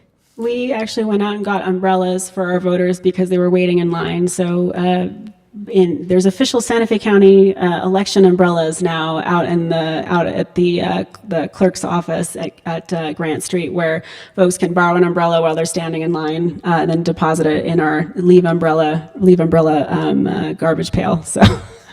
Well, great. Thanks for accommodating the voters that had to wait a few extra minutes out there.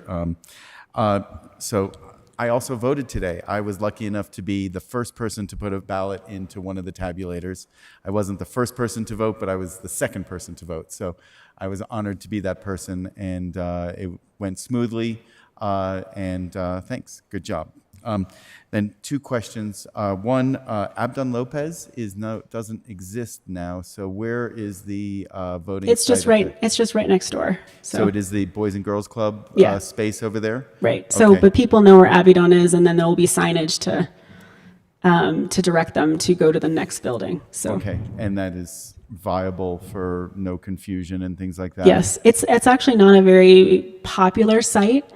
So, in terms of total voters, even if we were to take today's amount of 4 times the normal amount, it still is not going to be a crush, or, it's much quieter.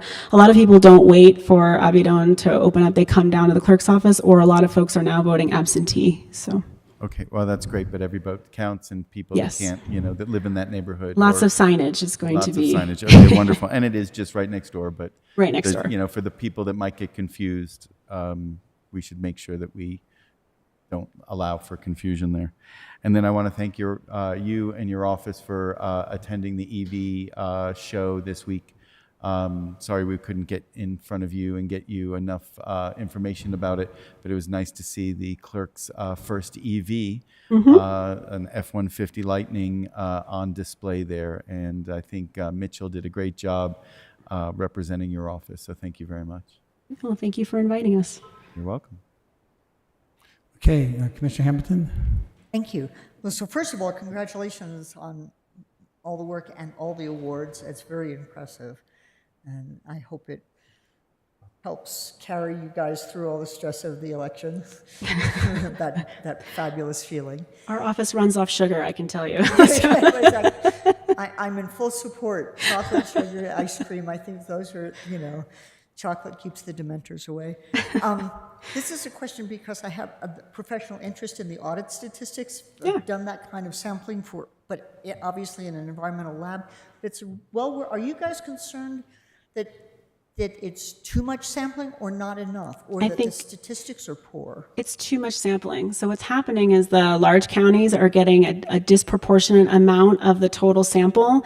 They don't, once we've reached sort of like a sample size, proportionate to the amount of voters that we had in our county, they're not cutting off the number of precincts that are being chosen. It's totally random.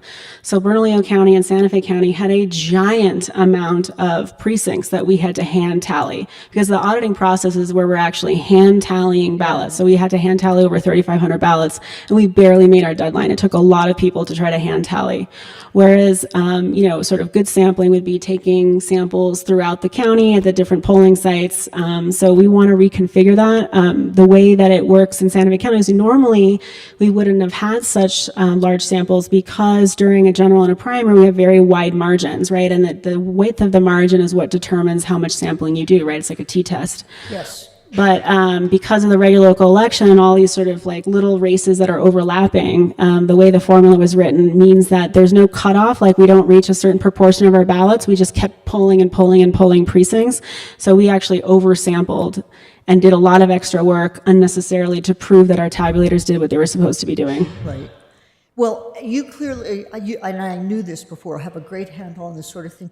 If nothing else, maybe the New Mexico, the county, association, somebody bail me out. Association of Counties. NACO. Is, or NACO, I guess, could I would think you might need to do it locally, or like in New Mexico. So that- hire a consultant to revise that, because those statistics and the processes are really well worked out, as you clearly know. So I have some ideas, yes. So. thank you. Okay. Commissioner Bustamante, anything? I just want to congratulate you and your team for the good work that you all have done. Thank you. Sincerely, I think everyone has said everything else, so thank you for your good work. Thank you.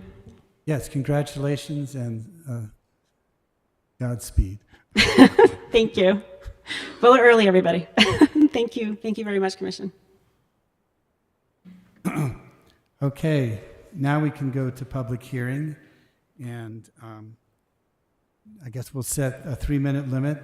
And who is in the audience that wishes to speak to us? You can come up to the microphone right here and make 3 minutes of comments.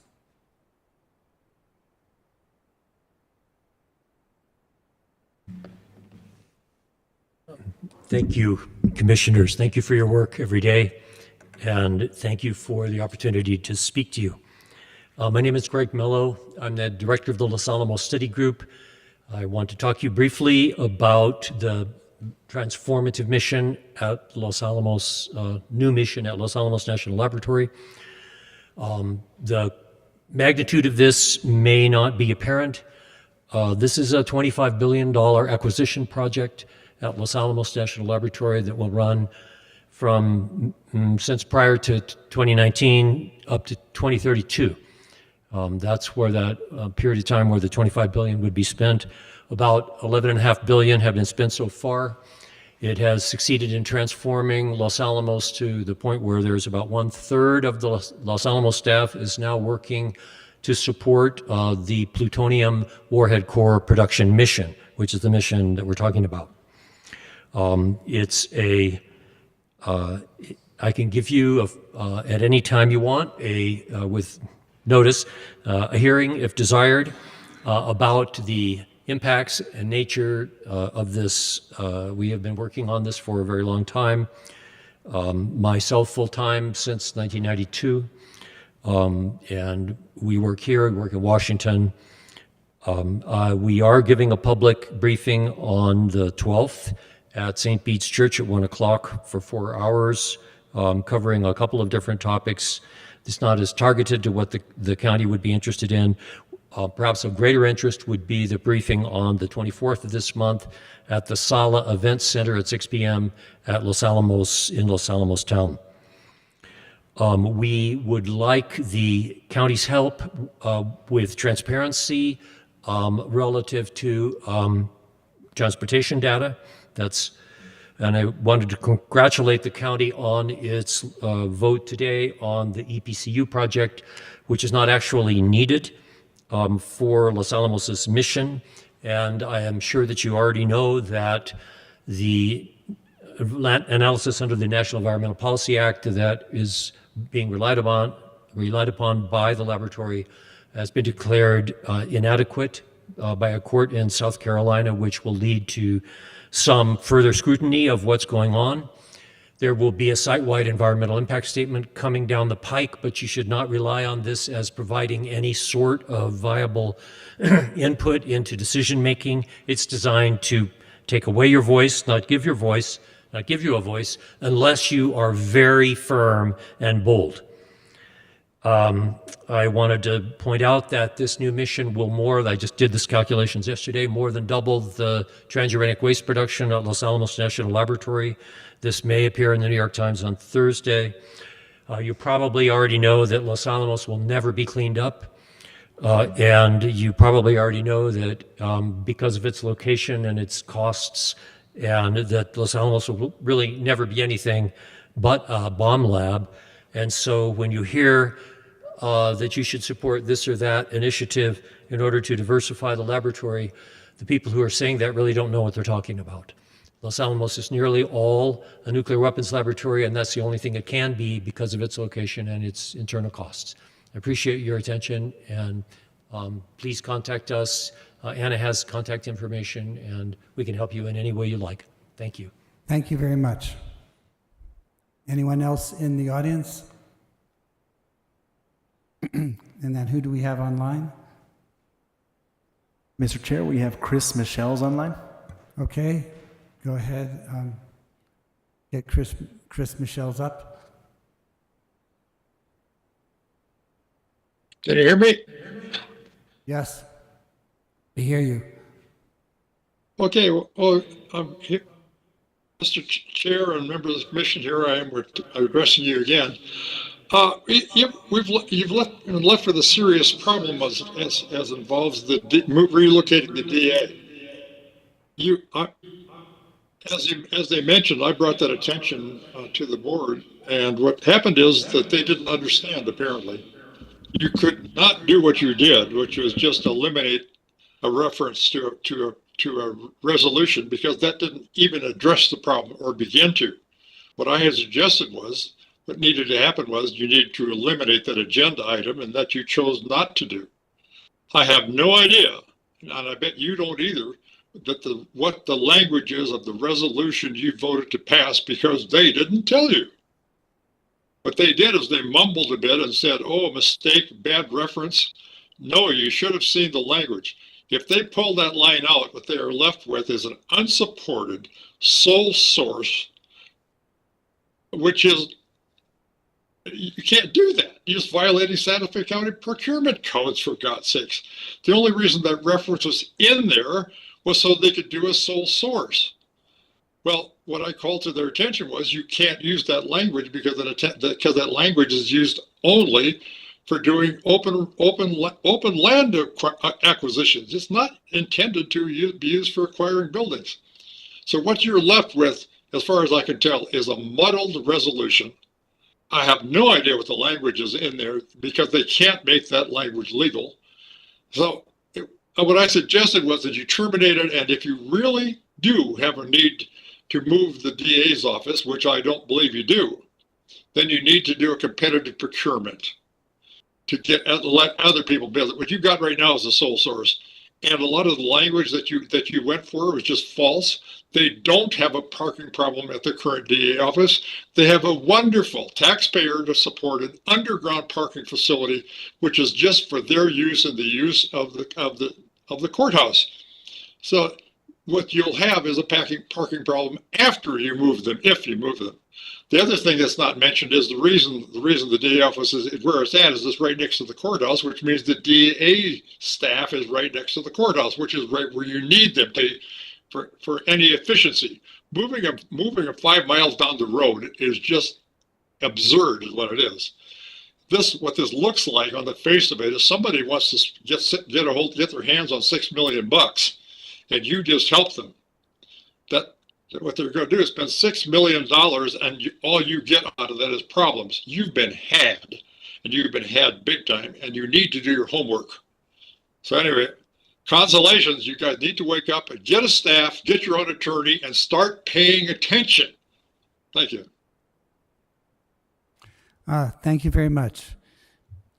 Is there anyone else? Mr. Chair, there are no more speakers online. Okay. We will end the matters from public concern and go to matters from the county manager. Manager Schaefer. Thank you, Mr. Chair and Commissioners. Don't have much in the way of updates. Do want to continue to encourage county residents in line with the county clerk's presentation to make sure they have a plan to vote, and also to make sure that they take the time to educate themselves relative to the various bond questions that are on the ballot this general election, including the county's 3 general obligation bond questions. We are sending out today a reminder press release to all of our email contacts relative to those bond questions. Daniel Fresquez has worked to create a general obligation bond specific webpage, and we'll be continuing to add new content to that between now and the start of full-blown expanded early voting. So again, encourage everyone to vote and encourage everyone to take the time to educate themselves relative to the general obligation bond questions and other questions that appear on the ballot. Thank you. Okay, thank you, Manager Schaefer. Matters from county commissioners and other elected officials. I forget who's next. Who's first next? Mr. Hamilton, you look like you're ready to go. I'm ready to go because I don't have very much to say other than like everybody else here. I want to encourage everybody in District 4 to follow what the clerk and the county manager have all been encouraging, which is make a plan to vote and vote early. Commissioner Bustamante. Thank you. I just want to commend staff, particularly Cindy and others, all of the staff who participated in the strategic planning process, which was our last time together. It is a very important process. It assures that all of the needs and requests and concerns from the community are factored into the operations of county government, and it went well. And I'm grateful for all of the time that people spent to assure that those issues, concerns are all folded in to the proper priority areas for Santa Fe County. So I really commend everyone for their good effort on that and for helping us move forward and getting the issues and concerns of our constituents addressed in a formidable manner. Thank you. Thank you, Commissioner Hanson. Thank you, Mr. Chair.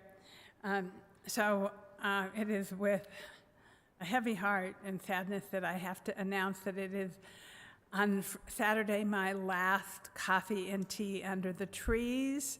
I'm having a kind of farewell party, and we'll continue to talk about the Historical Cultural Center that I'm so grateful that we got on the strategic plan. I know that will be a long, involved process, but my constituents are, I believe that it is something that is necessary.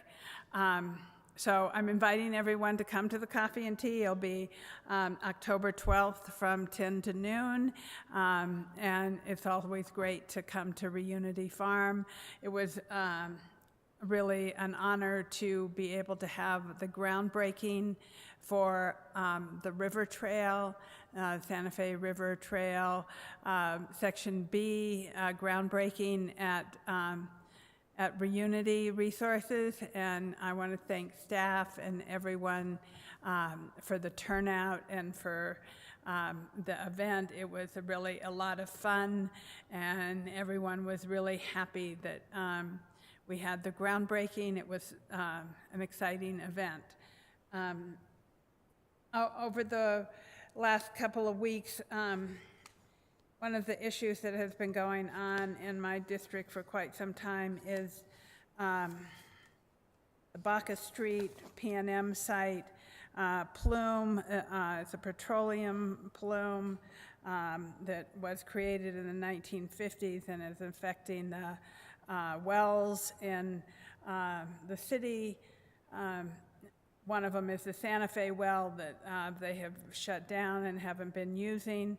But the meeting was held at the Harold Reynolds Building, and it was pretty well attended.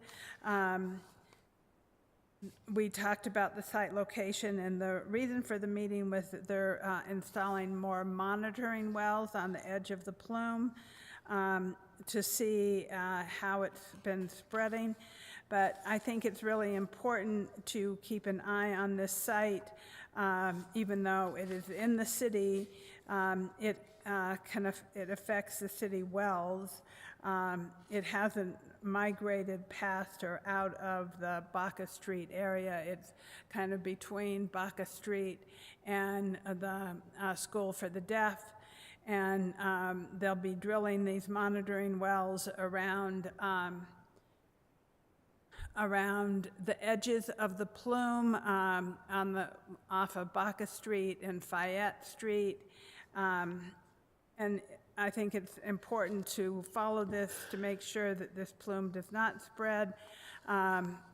It is a little confusing, and I expressed this to them, that they refer to the Agua Fria well, and when they're referring to the Agua Fria well, it's actually the well that is on Cristobal Colon and Agua Fria Street in Camino Baca de,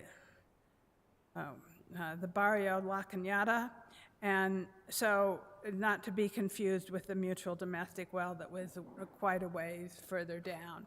But it is still a serious issue, and to date, the total amount that has been paid to work on the cleanup of this is over $3.5 million. And so this has been going on for years and years and years, and we hope to see some resolution and cleanup of this site so that the plume does not continue to spread.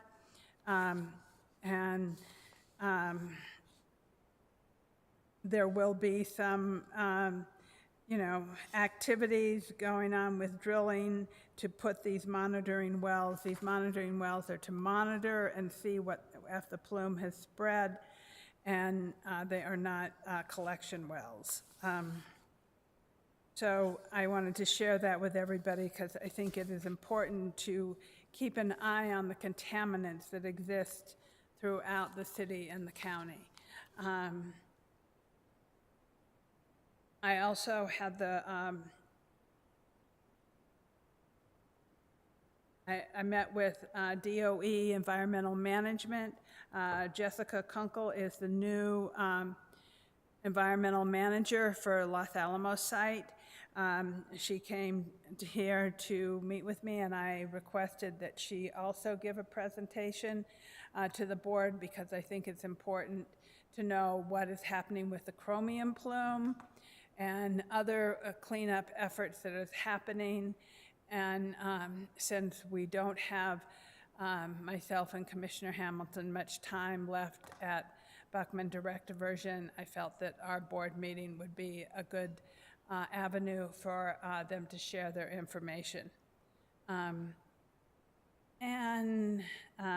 was very happy to go to the EV show on the plaza. And thank you, Commissioner Green, for being an active participant and having your cars there. And thank you to the county for having our EV car there. And hopefully next year we can have more cars there. And I think that is all I can remember at the moment. So thank you.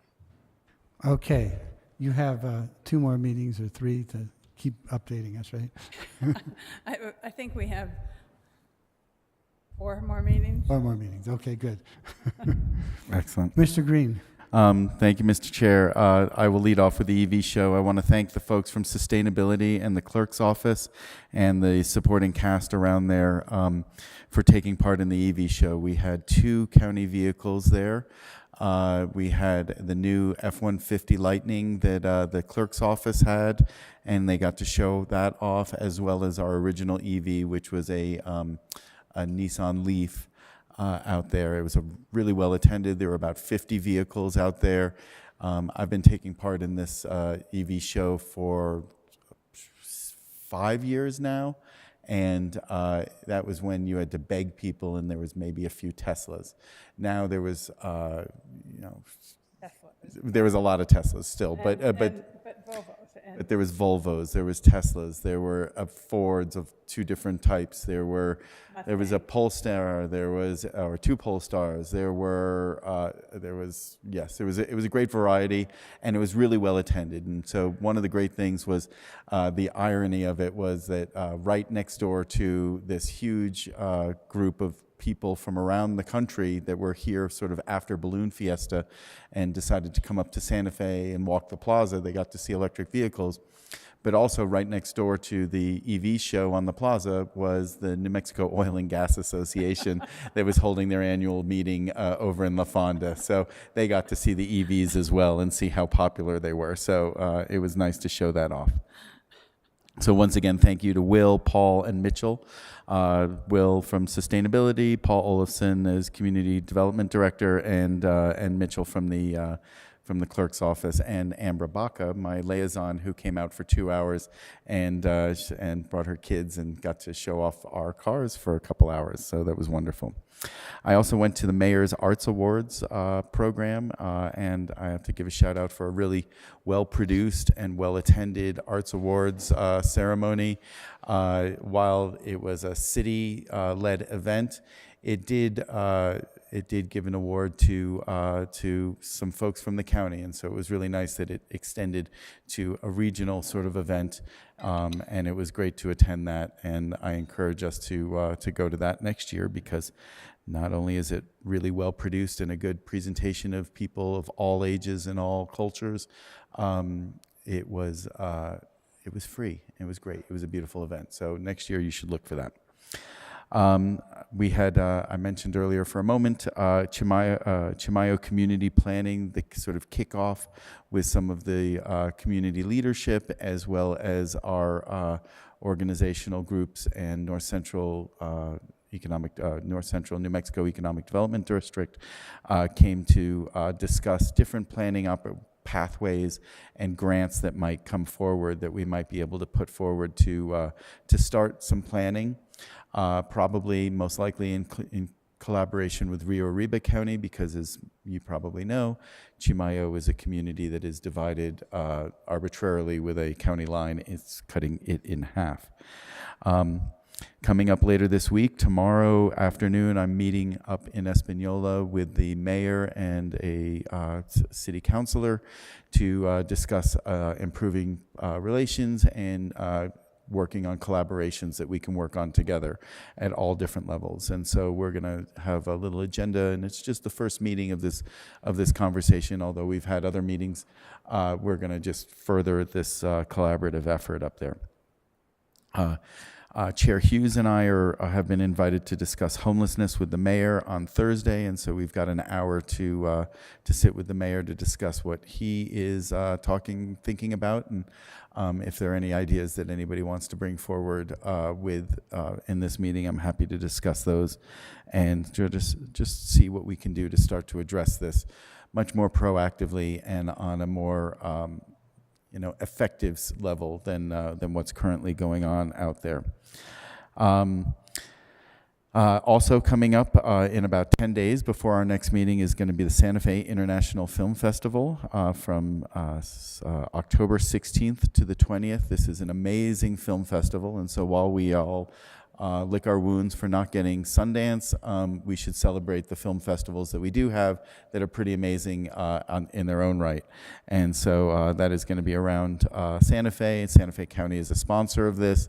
It brings people in. It is amazing. I've attended and sponsored it for many, many years, and the people that operate it are some of the best in the business. And so it ain't Sundance, but that's probably a good thing. And so I want to give them a shout out and encourage everybody to attend that. Go see a really good movie. Go to a workshop on how to write a movie or how to become a producer.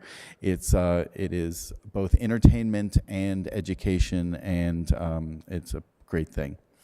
I want to wish everybody a happy Jewish New Year's, Shana Tova to everybody. That was last week, and to a Yom Kippur coming up this Friday to Saturday.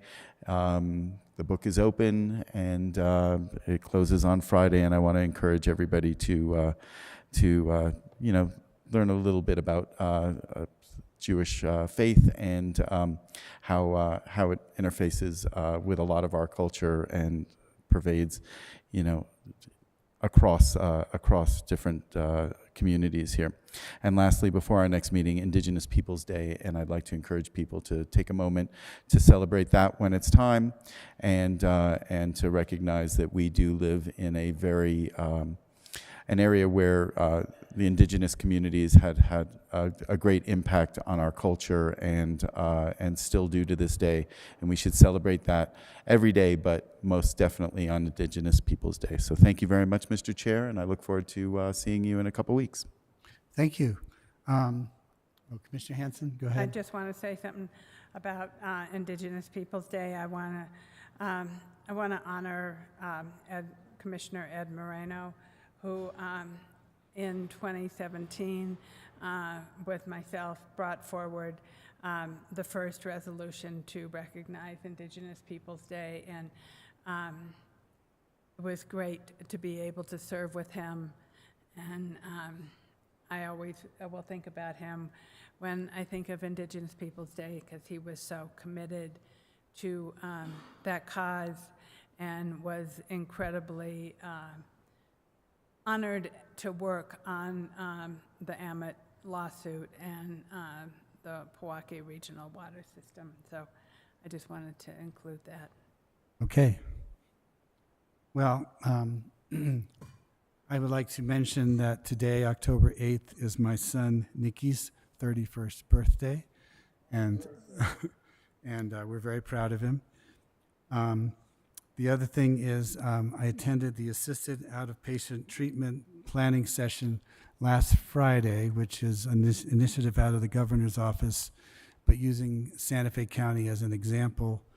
And so I think we're moving forward with it. It's assisted outpatient treatment means the person can be called to the judge, and the judge can order him to take treatment, but it's not really mandatory. It's sort of voluntary.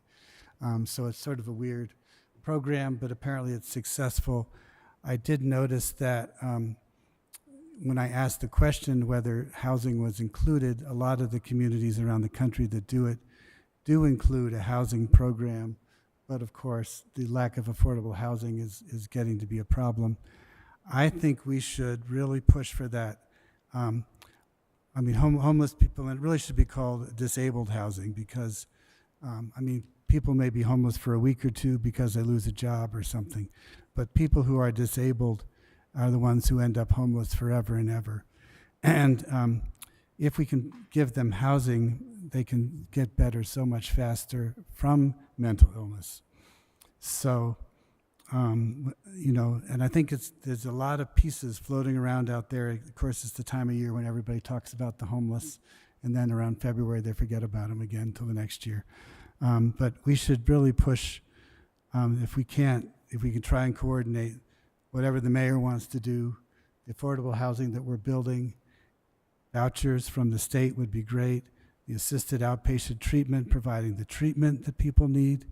So all of that coming together, I think we have an opportunity to perhaps move forward and help some people. And really, what we're talking about are the most desperately ill, poor people in our whole society. And so I always feel a concern for them, and I think a lot of other people do. So I hope that we can make some progress in some way with this. And with that, I'm done, and we will move to matters from the county attorney. Oh no, other elected officials. Do we have any other elected officials online? Mr. Chair, I think I see the treasurer online, but she is not indicating that she'd like to speak. Okay, Madam Treasurer, we're not expecting you. Okay. In that case, we'll move to matters from the county attorney. And Attorney Young, is he online to give us an update?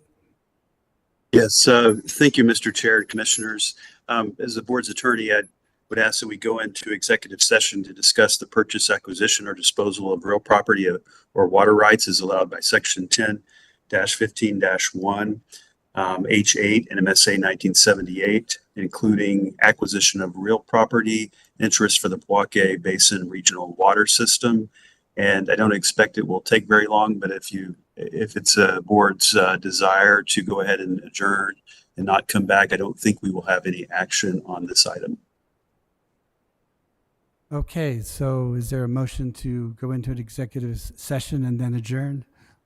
Mr. Chair, I move that we go into executive session and on what Attorney Young suggested, and that we adjourn from this meeting at this time. Second? Okay, we have a motion from Commissioner Hamilton and a second by Hanson. And a second by Commissioner Hamilton? No, Commissioner Bustamante. Can I have a roll call? Commissioner Anna Hamilton, Yes. Commissioner Justin Green, Yes. Commissioner Anna Hansen, Yes. Commissioner Camilla Bustamante, Yes. and Chair Hank Hughes. Yes. Thank you.